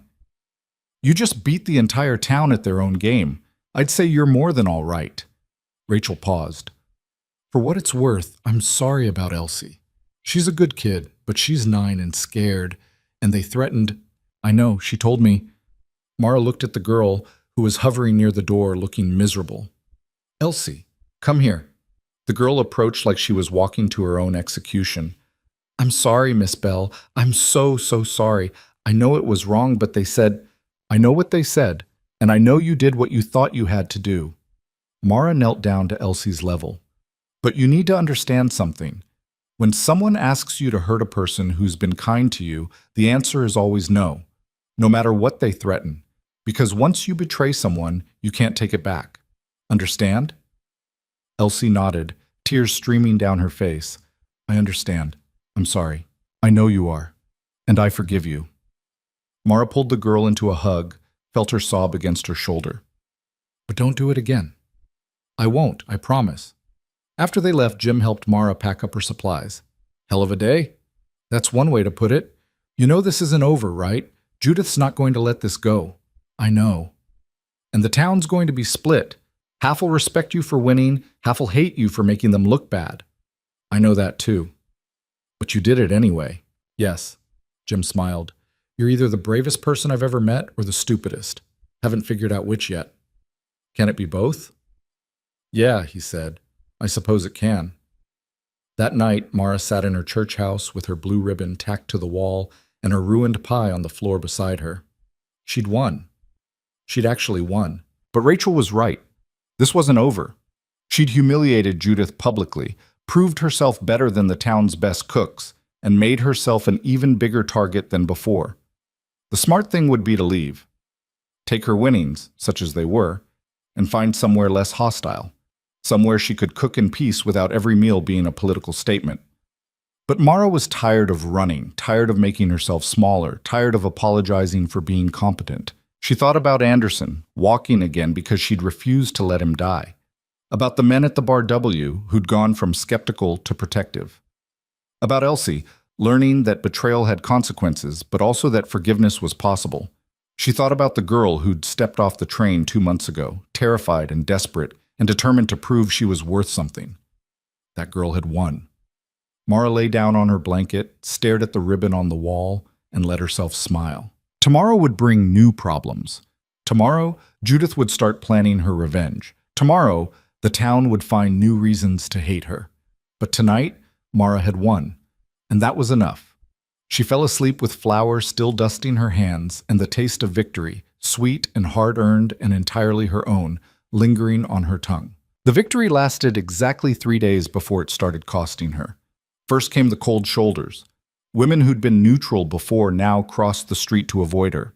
Mrs. Henshaw's prices crept back up, not to the extortionate levels of that first week, but enough to sting. The few tentative friendships Mara had been building with some of the younger wives evaporated overnight. Then came the whispers, louder now and more vicious. Heard she used some kind of trick to make that pie taste good. My sister said her crust was store-bought, not homemade. Probably slept with one of the judges. How else would someone like her win? Mara heard them all and kept walking, kept working, kept showing up at the ranch before dawn like nothing had changed. But something had changed. The town's dislike had crystallized into something harder, more deliberate. They'd tried to put her in her place and failed. Now they wanted blood. The article in the territorial newspaper came out a week after the competition. Mara's apple pie recipe, printed for all of Wyoming to see, complete with a small notice that she worked as head cook at the Bar W ranch and was available for catering inquiries. She hadn't asked them to add that last part. Didn't even know who'd suggested it until Caleb showed up in the kitchen that afternoon with the newspaper in his hand. You see this? He asked, holding up the page. The recipe? Yes, the catering part. That was Jim's idea. Figured if people are going to talk about you anyway, might as well give them something useful to say. Mara stared at him. You're all right with that? Me taking outside work? Long as it doesn't interfere with feeding my men, I don't care what you do with your time. He set the paper on the counter. Besides, you're good at what you do. Be ashamed to waste that talent on just us. The town's not going to hire me for catering. They hate me. The town, maybe. But there's ranches all around here, settlements, mining camps, people who don't give a damn about Coldwater Junction's gossip. He poured himself coffee. You saved Anderson's leg. Word got around about that too. There's folks who'd pay good money for someone with your skills, cooking and otherwise. I'm not a doctor. No, but you're practical and you don't panic. Out here, that's worth more than a fancy degree. He took a sip, made his usual face at the taste. You still making this coffee too strong on purpose? Yes. Figured. He headed for the door, then paused. Storm's coming again. Not as bad as the last one, but bad enough. You might want to stay at the ranch for a few days. People will talk. People are already talking. At least here you'll be warm while they do it. The storm hit that night, and Caleb was right. It wasn't as bad as the blizzard that had nearly killed her. But it was bad enough that the road to town became impassable again, and Mara found herself back in the spare room of the main house, listening to wind howl against the walls. She used the time to think, to plan. The catering idea had merit, even if she'd never considered it before. The ranch paid 50 cents a day, $15 a month. Barely enough to survive on, even with meals included. But if she could take on outside work, charge real prices instead of wages, she might actually be able to save money. Build something. The idea took root and grew. When the storm cleared 3 days later, Mara walked back to town with a notebook full of calculations and a plan that was probably crazy, but felt right anyway. She needed startup capital, needed supplies, needed a way to reach potential customers beyond Coldwater Junction. What she needed, she realized, was help. Rachel found her at the Mercantile, pricing flour in bulk. "You're up to something." "What makes you say that?" "You've got that look, the same one you had before the competition." Rachel glanced around to make sure they were alone. "What are you planning?" "A business." "A business?"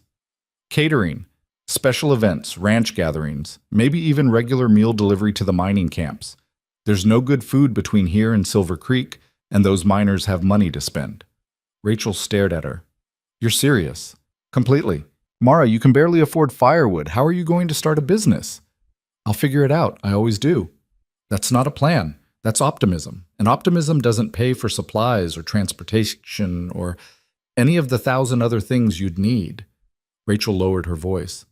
"Besides, who's going to hire you? The town wants you gone.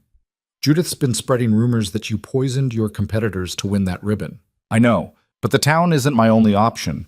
There's ranches, camps, settlements, people who need good food and don't care about local politics." "And how do you reach them? You going to walk to every ranch in Wyoming with samples?" Mara hadn't thought that far ahead, but now that Rachel mentioned it, why not? She'd walked 5 miles each way in a blizzard. A few ranch visits seemed manageable by comparison. "If I have to, yes." Rachel laughed, but it sounded more like despair than amusement. "You're going to get yourself killed. Or worse, you're going to succeed and make every woman in this territory look like a lazy coward. I'm not trying to make anyone look bad. I'm just trying to survive. You stopped just surviving the day you won that competition. Now you're trying to thrive, and that's dangerous." Rachel grabbed a bag of flour, set it on the counter with more force than necessary. "But I'll help you anyway, because someone needs to, and apparently I'm the only one stupid enough to try." "I can't pay you." "I don't want your money. I want a cut of the profits when this insane plan somehow works." She counted out coins for the flour. "We start small. One event, something manageable. Prove you can do it, build from there." "What kind of event?" "The Miller Ranch is hosting a cattle auction next month. Usually brings in 50, 60 people. They'll need food, and last year they hired someone from Silver Creek who charged them double what the food was worth and still served garbage." "How do you know this?" "My late husband used to work for Miller. I still know people out there." Rachel picked up her purchase. "I can get you a meeting. After that, it's up to you." The Miller Ranch was 12 miles southeast of Coldwater Junction, across terrain that was either frozen mud or actual ice, depending on the time of day. Mara made the trip on foot because she couldn't afford a horse and was too proud to ask for a ride. By the time she arrived, her feet were numb, and her fingers had lost most of their dexterity. The ranch foreman, a grizzled man named Cooper who looked like he'd been carved from granite, met her at the main house with obvious skepticism. "You're the cook Rachel wrote about?" "Yes, sir." "You look about 12 years old." "I'm 26, and I can cook for 60 people without breaking a sweat." He snorted. "We'll see about that. Come on inside before you freeze to death on my porch." The house was warm and cluttered, clearly lived in by men who cared more about function than appearance. Cooper led her to a kitchen that was somehow worse than the Bar W's had been. No organization, supplies scattered everywhere, a stove that looked like it might explode if you looked at it wrong. "This is where you'd be working," Cooper said. "Auctions 3 weeks out. We need breakfast and dinner for 2 days, figure 60 people each meal. You think you can handle that?" Mara looked around the disaster of a kitchen and did the math in her head. It would be brutal, but possible. "Yes." "What would you charge?" She'd practiced this part, had calculated costs down to the penny. $75. That covers ingredients, preparation, service, and cleanup. Cooper's eyebrows rose. That's more than we paid last year. Last year, you got food poisoning and a reputation for cheap hospitality. This year, you'll get quality meals and people talking about how well you treated them. She met his eyes. Good food makes people generous at auctions. You'll make back that $75 in increased bids. He studied her for a long moment, then laughed. You've got brass, I'll give you that. All right, Miss Bell, you've got yourself a job. But if you screw this up, you'll never work another ranch in this territory. Clear? Clear. They shook on it, and Mara walked back to Coldwater Junction in the dark with a contract and terror in equal measure. $75 was more money than she'd made in 3 months at the Bar W.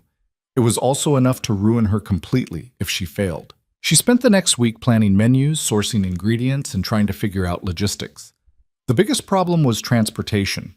She'd need to get supplies to the Miller Ranch, along with equipment the kitchen there didn't have. The Bar W had most of what she needed, but borrowing it meant asking Caleb for a favor. She found him in his office, going over accounts. Mr. Ward, I need to ask you something. He looked up, reading her expression. This ought to be good. I took a catering job. The Miller auction. I need to borrow some equipment from the ranch kitchen. Pots, pans, serving dishes. I'll have everything back within 3 days. You're starting a business. Yes, while still working here. The auction's on a Saturday and Sunday. I'll be back Monday morning like always. Caleb leaned back in his chair, considering. And if you're too tired to cook properly after working 2 straight days somewhere else? I won't be. You sure about that? Because my men are used to good food now. You serve them slop because you're exhausted, they'll complain. Loudly. I won't serve them slop. I'll serve them the same food I always do, and they won't know the difference. He was quiet for a moment, then nodded. All right. Take what you need. But Miss Bell, understand something. You fail at this catering job, it reflects on the Bar W. People will say my cook isn't as good as they thought. That affects my reputation. I won't fail. You keep saying that. One of these days you're going to be wrong. Maybe, but not today. He almost smiled. No, not today. The men were less diplomatic when they found out. You're working another job? Pike asked, genuinely baffled.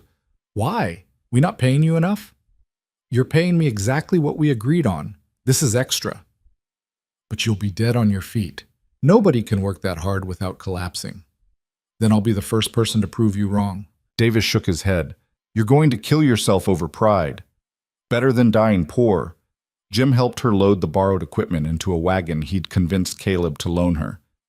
You know what you're doing? Not even a little bit. Good. At least you're honest about it. He secured the last pot.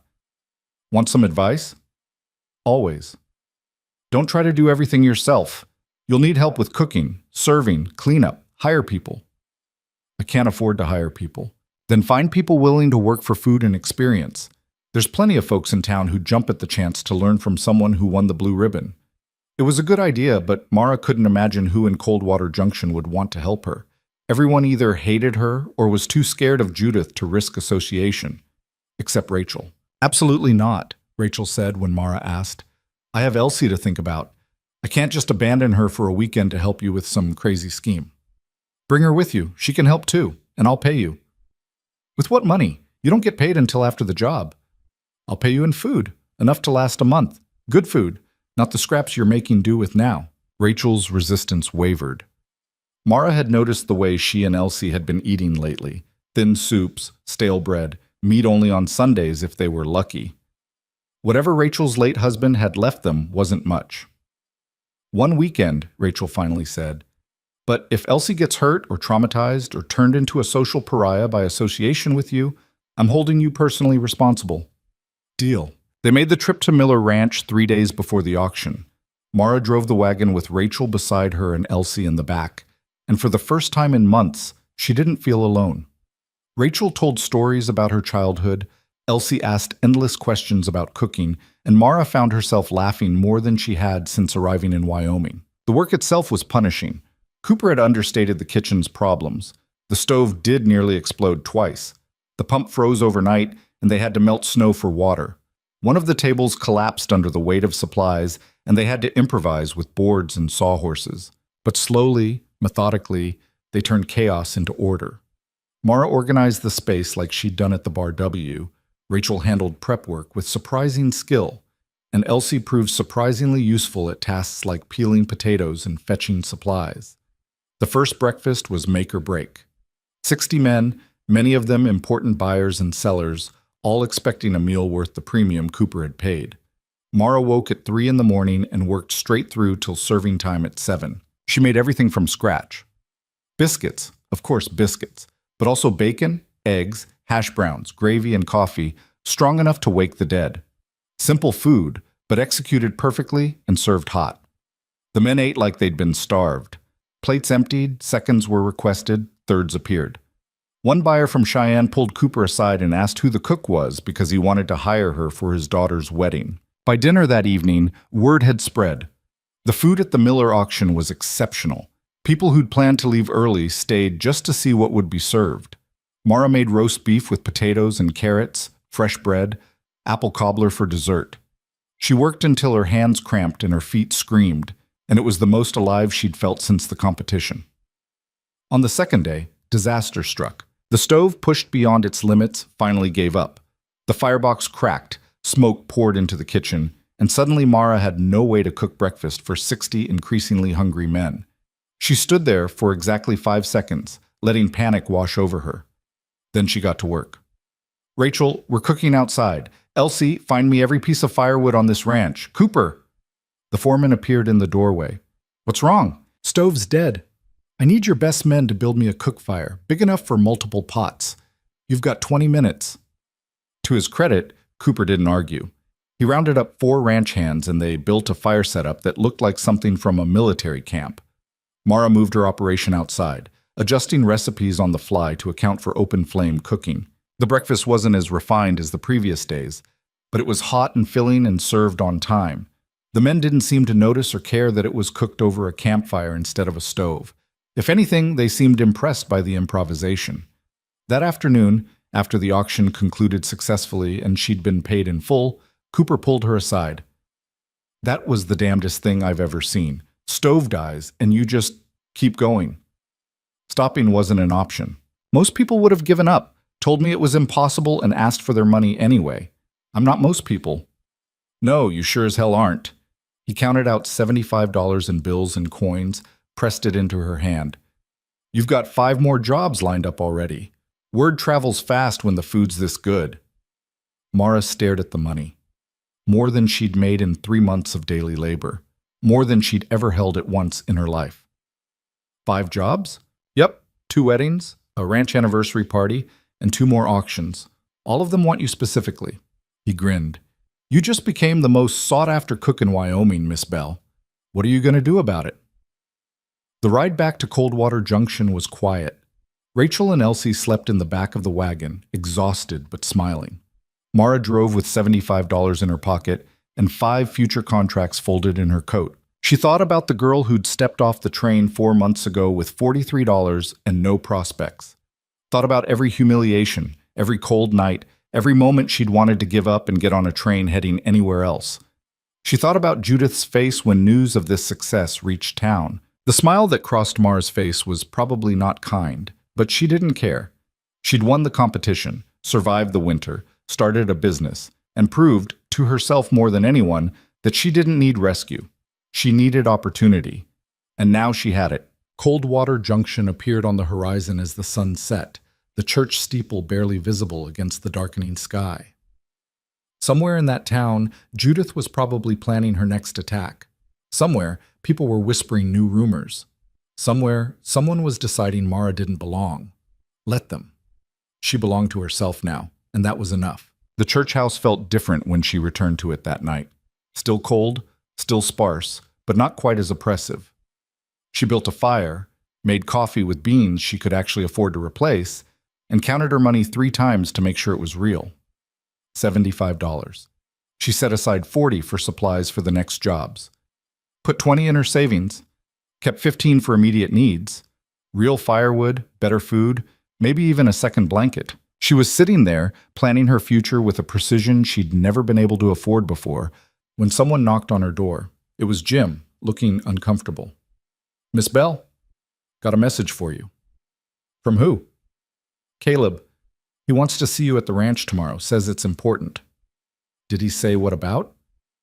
No, but he looked serious, not mad, just serious. Mara's stomach tightened. Had she done something wrong? Broken some unspoken rule by succeeding too publicly? Tell him I'll be there. After Jim left, she sat by the fire and tried not to catastrophize. But experience had taught her that when powerful men wanted to talk to her, it rarely ended well. She barely slept and was at the ranch before dawn as usual. Cooked breakfast, served the men, cleaned up. Normal routine, except nothing felt normal. She kept waiting for Caleb to appear and deliver whatever news Jim had been too uncomfortable to share. He finally showed up after the men had dispersed to their work. Stood in the kitchen doorway with his hat in his hands, which was never a good sign. Miss Bell? Thanks for coming in early. I'm always here early. Right, of course. He seemed to be working up to something. I heard about the Miller job. 5 new contracts. That's impressive. Thank you. Must be keeping you pretty busy, all that planning on top of your work here. I manage. I'm sure you do. Thing is, he trailed off, clearly uncomfortable. Those jobs are going to take more and more of your time. Eventually, you're going to have to choose between working here and running your own business. Mara's heart sank. This was it. He was firing her. Couldn't have his cook becoming more successful than him. Couldn't handle the competition. Mr. Ward, I haven't missed a single day of work. I've never been late, never served bad food, never... I'm not firing you. She stopped mid-sentence. You're not? No. I'm offering you a partnership. The word didn't make sense. She repeated it. Partnership? The Bar W needs a steady cook. You need a stable base for your catering business. I'm proposing we formalize the arrangement. You continue cooking for my men, but you're not an employee anymore. You're a contractor. You use my kitchen, my supplies, my equipment for your outside jobs. In exchange, I get 20% of your catering profits and the security of knowing my men are fed by the best cook in the territory. Mara stared at him, trying to find the trap. There had to be a trap. Why would you do this? Because I'm a businessman, not an idiot.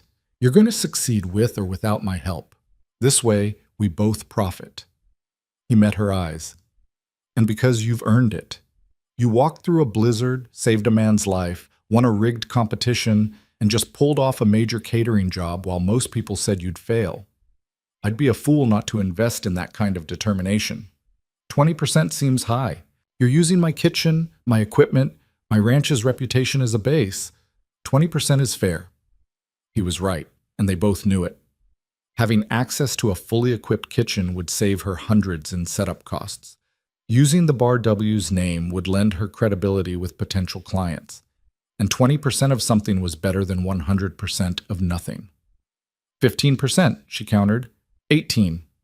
16. 17, and I'll help you with transportation and introductions to other ranchers in the territory. She considered it. 17% was reasonable, and the added support was worth more than the extra percentage point. Deal. They shook on it, and Mara felt the world shift again. 2 hours ago, she'd been an employee. Now she was a business owner with a partnership and a future that extended beyond mere survival. One more thing, Caleb said. The men want to invest. What? Pike, Davis, Jim, few others. They pooled their money, $50 total. They want to buy in as silent partners. 5% stake, no say in operations, just a cut of profits. Why would they do that? Because they believe in you, and because most of them don't have families to send money to. This way their wages do something more than disappear into a bottle. He smiled slightly. You've built loyalty, Miss Bell. That's worth more than money. After he left, Mara sat in the kitchen she'd transformed over 4 months of relentless work and tried to process what had just happened. She'd come to Wyoming expecting to be a cook. Now she was a business owner with partners and contracts and a future. The town still hated her. Judith still wanted her destroyed. She still lived in a freezing church house with dirt floors and no furniture. But she had money in her pocket, work lined up for months, and people who believed in her enough to invest their own savings. Mara thought about the blue ribbon on her wall, about the $75 that had felt like a fortune yesterday, about Caleb's offer and the men's investment and the 5 contracts waiting to be fulfilled. She thought about every person who told her she'd fail, every woman who'd sneered at her choices, every moment she'd stood at the edge of giving up. And she started laughing. Not polite laughter, not restrained, full-throated, gasping, tears streaming down her face laughter that echoed through the empty kitchen and probably scared the chickens outside. She'd done it. Against every odd, despite every obstacle, she'd actually done it. The door opened and Jim poked his head in. "You all right? Thought I heard someone dying in here." "I'm perfect," Mara managed between laughs. "Absolutely perfect. You're also slightly terrifying. You know that, right?" "Yes." "Good. Just checking." He grinned. "Congratulations, boss." "I'm not your boss." "You're somebody's boss now. Might as well get used to it." After he left, Mara cleaned up the kitchen and started planning her next moves. 5 contracts to fulfill, a partnership to formalize, a business to build from nothing. It should have felt overwhelming. Instead, it felt like coming home. 6 months after stepping off that train, Maribel owned the narrative. Not the town's narrative, that still painted her as difficult, stubborn, too proud for her own good. But her own narrative, the one written in contracts fulfilled and money earned, and respect grudgingly given by people who'd sworn she'd fail. The catering business grew faster than she could have imagined. Word spread across Wyoming and into neighboring territories about the cook who'd served 60 men with a broken stove and never missed a beat. Every successful event led to 3 more requests: weddings, auctions, anniversary celebrations, even a territorial governor's dinner that paid more than she'd made in her entire first month at the Bar W. She hired help when she needed it. Rachel became her permanent assistant, Elsie her apprentice. She paid them fairly, treated them well, and built something that looked almost like a family from the wreckage of her isolation. The church house was no longer home. Caleb had offered her a permanent room at the ranch, but Mara had refused. Instead, she'd rented a small house on the edge of town. 2 rooms, a real stove, glass in the windows. It wasn't much, but it was hers. Paid for with her own money, furnished with things she'd chosen herself. Judith watched this rise with barely concealed fury. The rumors intensified. Mara was cheating her clients, stealing recipes, using immoral methods to secure contracts. None of it stuck. Hard to claim someone was failing when they were obviously succeeding. But Judith was patient, and patient enemies were the most dangerous kind. The attack came on a Tuesday morning in late summer. Mara was at the ranch, preparing for a wedding scheduled that weekend, when Jim burst into the kitchen with panic written across his face. "You need to see this." "See what?" "Just come." He led her outside where several ranch hands had gathered near the barn. They parted silently when Mara approached, revealing what they'd been staring at. Someone had painted words across the barn door in crude red letters: whore, thief, liar. Mara stood there, the words burning into her vision. She'd been called worse to her face, but seeing it written out like that, permanent, public, meant to humiliate, hit differently. "We'll paint over it," Davis said quietly. "Have it done before noon." "Don't." Mara's voice came out steadier than she felt. "Leave it." "Miss Bell, I said leave it. I want everyone to see what kind of people I'm dealing with." She went back to the kitchen and cooked breakfast like nothing had happened, though her hands shook so badly she nearly dropped a pot of coffee. The men ate in uncomfortable silence, shooting glances at each other like they were trying to decide whether to say something. It was Pike who finally spoke up. "We know who did it." Mara looked at him. "Who?" "Judith and 2 of her friends. Old man Peterson saw them sneaking around before dawn. Didn't realize what they were doing till he saw the barn." "Did Peterson tell anyone else?" "Not yet. Figured we should tell you first." Mara thought about this. She could go to the sheriff, file a complaint, make it official. But the sheriff was Judith's cousin and would find a way to dismiss it or turn it around on her. She could confront Judith publicly, but that would just give her the attention she wanted. Or she could do what she'd been doing all along, keep working, keep succeeding, keep proving that words painted on a barn couldn't touch what she'd built. "Let Peterson talk," Mara said finally. "Don't stop him, don't encourage him, just let the truth spread naturally." "That's it?" Pike sounded disappointed. "You're not going to do anything?" "I'm going to cook a wedding this weekend that'll be so good people talk about it for years. That's what I'm going to do." The wedding was for the daughter of a wealthy rancher from the next county over. 200 guests, 3 days of preparation, the biggest job Mara had taken on yet. She'd hired extra help, 2 women from Silver Creek who'd worked in restaurants, plus Rachel and Elsie. Together, they transformed the Bar W kitchen into something resembling a professional operation. The menu was ambitious. Roasted chicken and beef, 3 kinds of potatoes, fresh vegetables hauled in from as far away as Cheyenne, bread baked that morning, and a wedding cake that took Mara 2 full days to construct. She worked until her vision blurred and her back screamed, slept 3 hours a night, survived on coffee and pure determination. The morning of the wedding, she woke to find the cake destroyed. Someone had gotten into the kitchen overnight and smashed it. 3 layers of careful work reduced to rubble and frosting. The door had been locked. Mara checked it herself before leaving the previous night. But locks could be picked, and someone had been desperate enough to try. She stood over the ruins and felt something crack inside her chest. Not panic, not even anger. Something colder and more final. "We can't remake it in time," Rachel said from the doorway. She'd arrived early to help with final preparations and found Mara staring at the wreckage. "There's not enough ingredients, not enough hours." "I know." "So what do we do?" Mara looked at the destroyed cake, at the wedding that would start in 8 hours, at the reputation she'd built that was now balanced on a knife's edge. One failure this public would undo months of success, would prove everyone who doubted her right. She thought about the girl who'd refused Caleb's marriage proposal because she'd rather starve than be owned, about walking through a blizzard and saving Anderson's leg and winning a rigged competition with a cracked pie.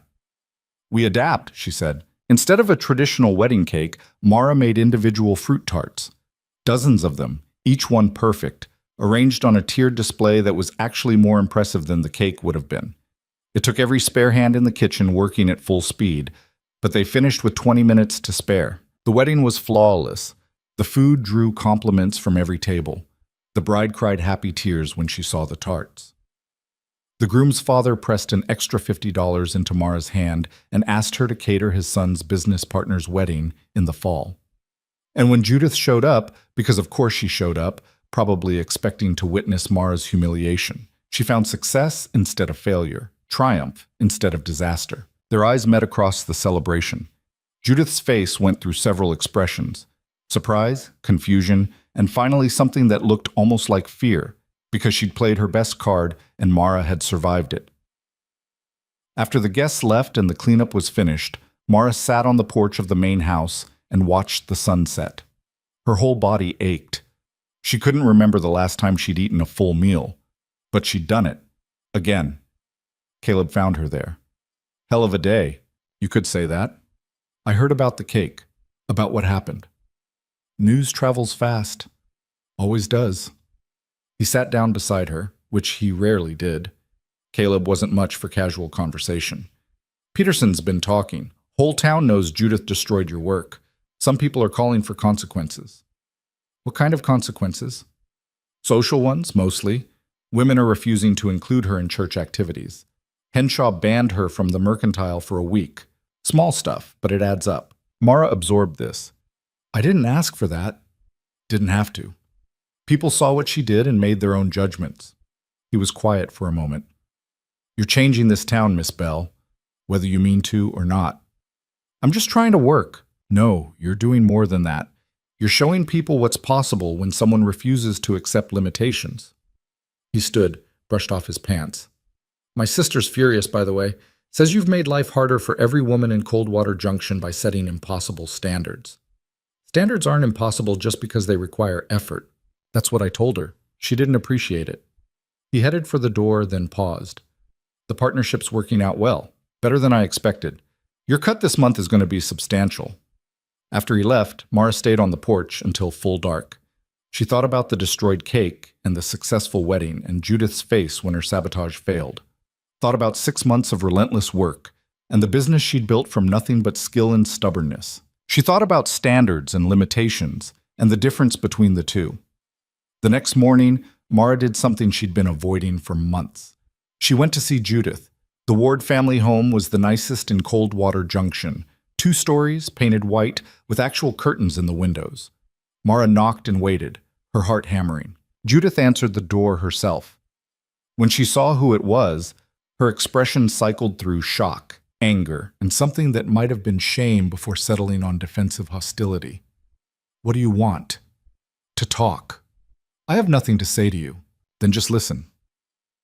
Mara didn't wait for permission, just started speaking before she lost her nerve. I know you destroyed the cake. I know you painted those words on the barn.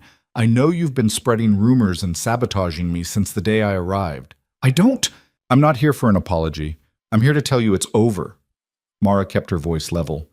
You've done your worst, and I'm still standing.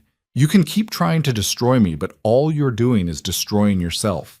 The town's turning on you. Your brother's embarrassed, and you're becoming the thing you accused me of being, someone people pity and avoid.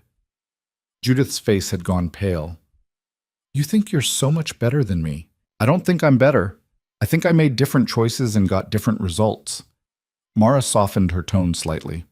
You could have been an ally, could have used your position to help other women instead of tearing them down. But you chose fear over courage, and now you're alone. I'm not alone. I have... Who?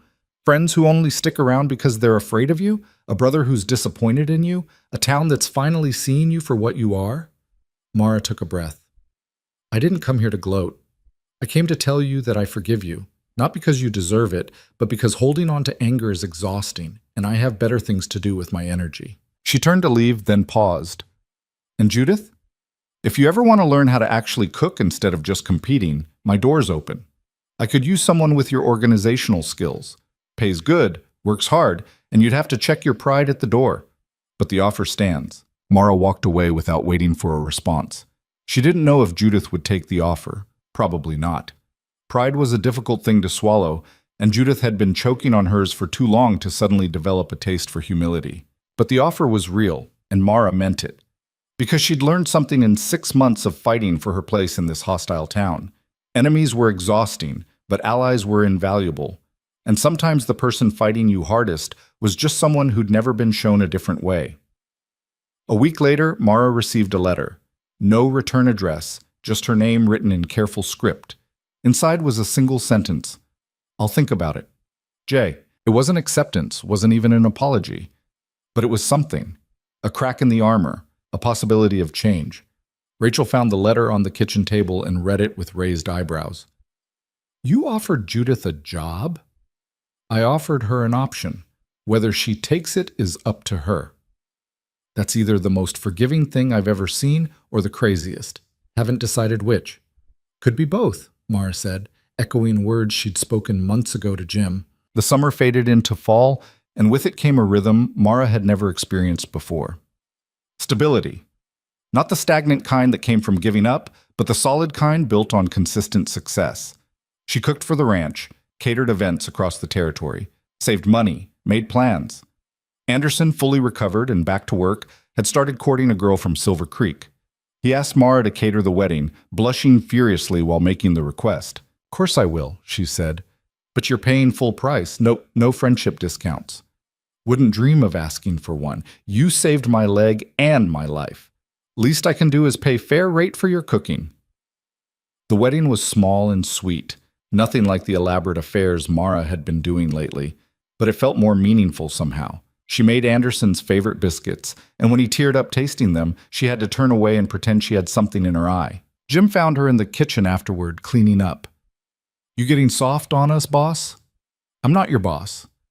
You keep saying that, but you're signing our paychecks for the catering job, so I'm not sure what else to call you. He leaned against the counter.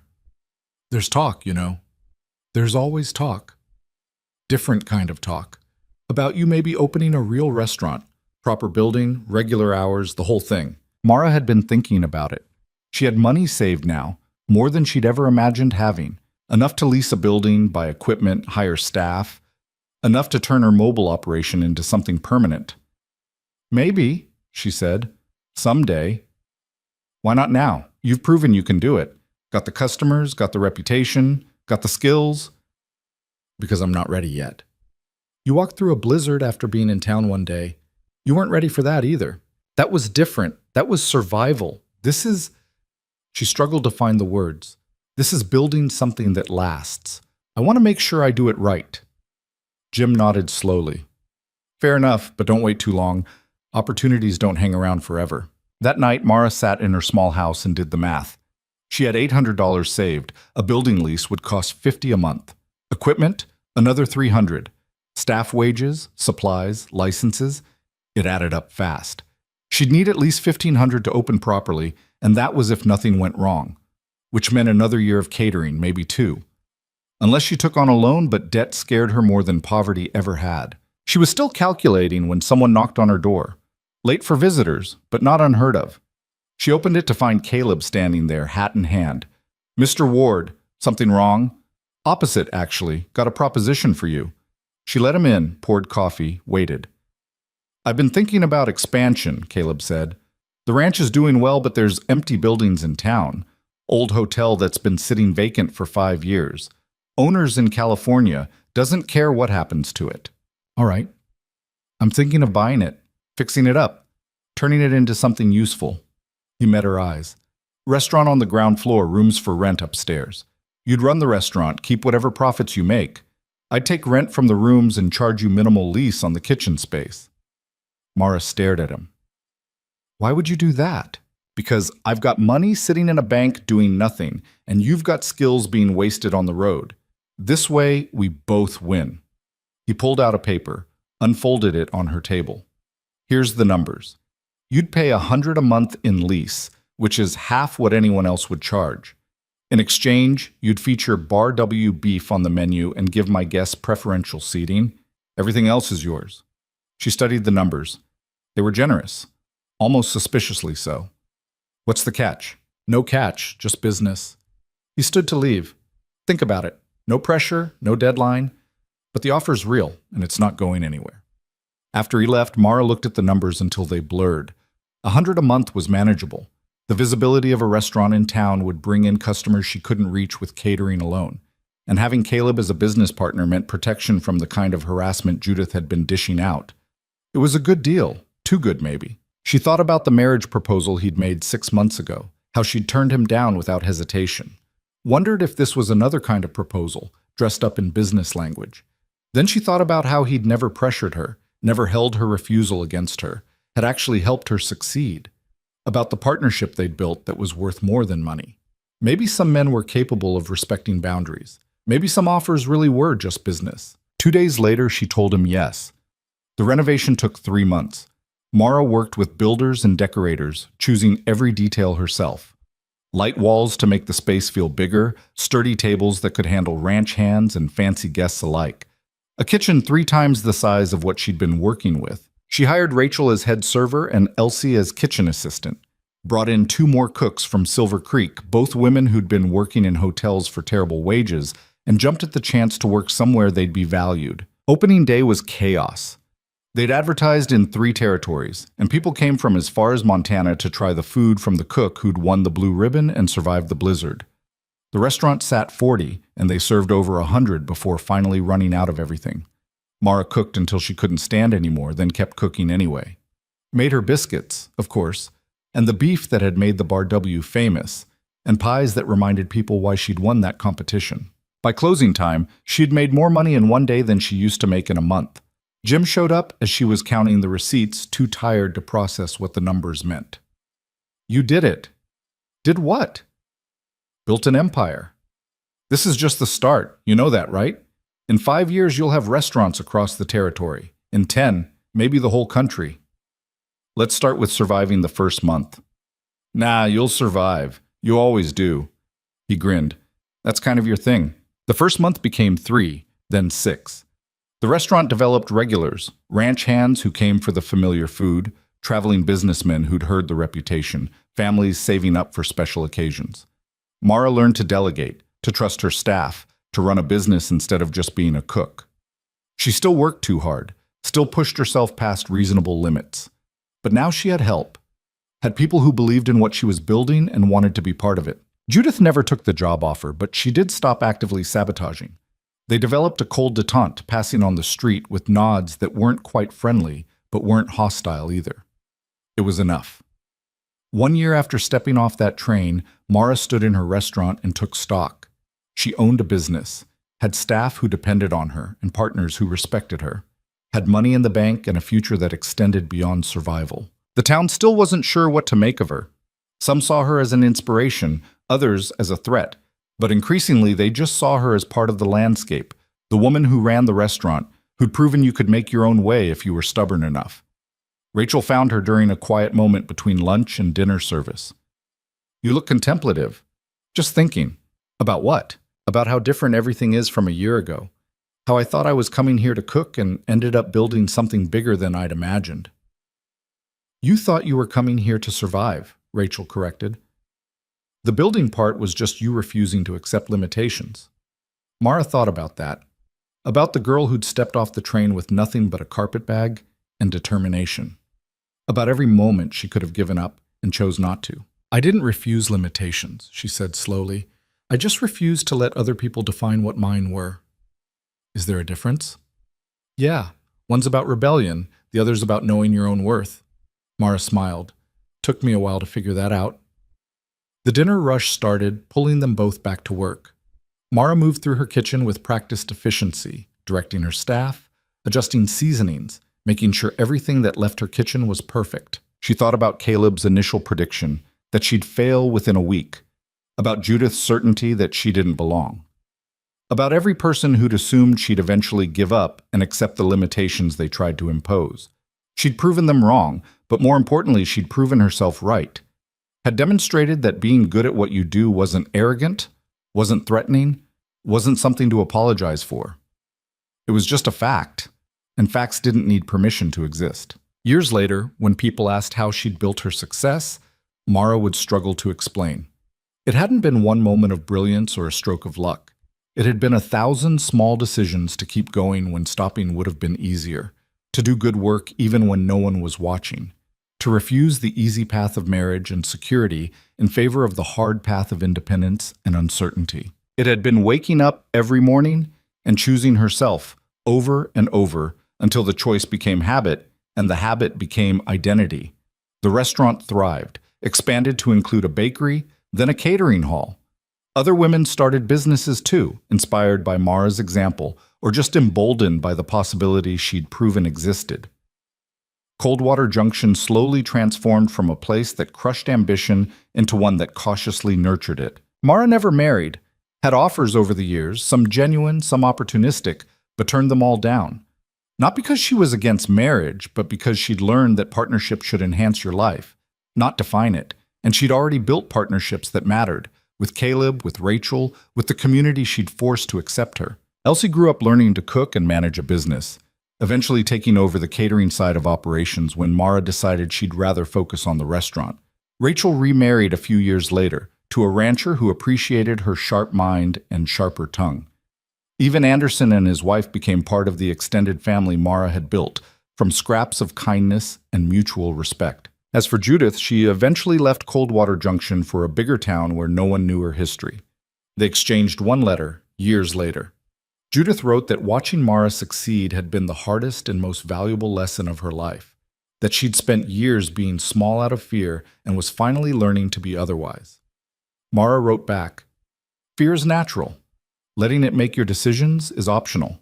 Took me a while to learn that too. On the 5-year anniversary of the restaurant's opening, Mara stood on the front porch and watched the sun set over the prairie. The same view she'd seen that first day, when everything had seemed impossible and she'd been too stubborn to care. Jim found her there, older now, with gray threading through his red hair. "Remembering when you showed up with nothing but attitude and one carpet bag?" Something like that. "You've come a long way." "We've come a long way," she corrected. "Couldn't have done any of this alone." "Maybe not. But you were the one who started it, who refused to quit when quitting was the sensible option." He leaned against the railing. "You know what I think? I think you didn't come here to be a cook. You came here to find out what you were made of." Mara considered that. "And what am I made of?" "Steel and stubbornness in equal measure, plus biscuits, definitely biscuits." She laughed, and the sound carried across the prairie she'd crossed 5 years ago with frozen feet and terrified determination. That girl was still inside her, would always be inside her.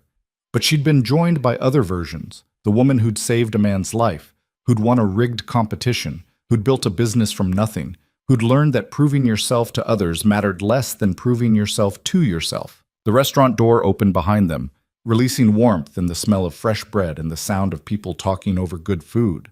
Mara's empire, built one meal at a time, one choice at a time, one refusal to accept limitations at a time. She thought about the question Caleb had asked that first day. What kind of woman lives alone with no chaperone? The answer was simple. The kind who didn't need permission to exist. The kind who measured success by her own standards instead of society's expectations.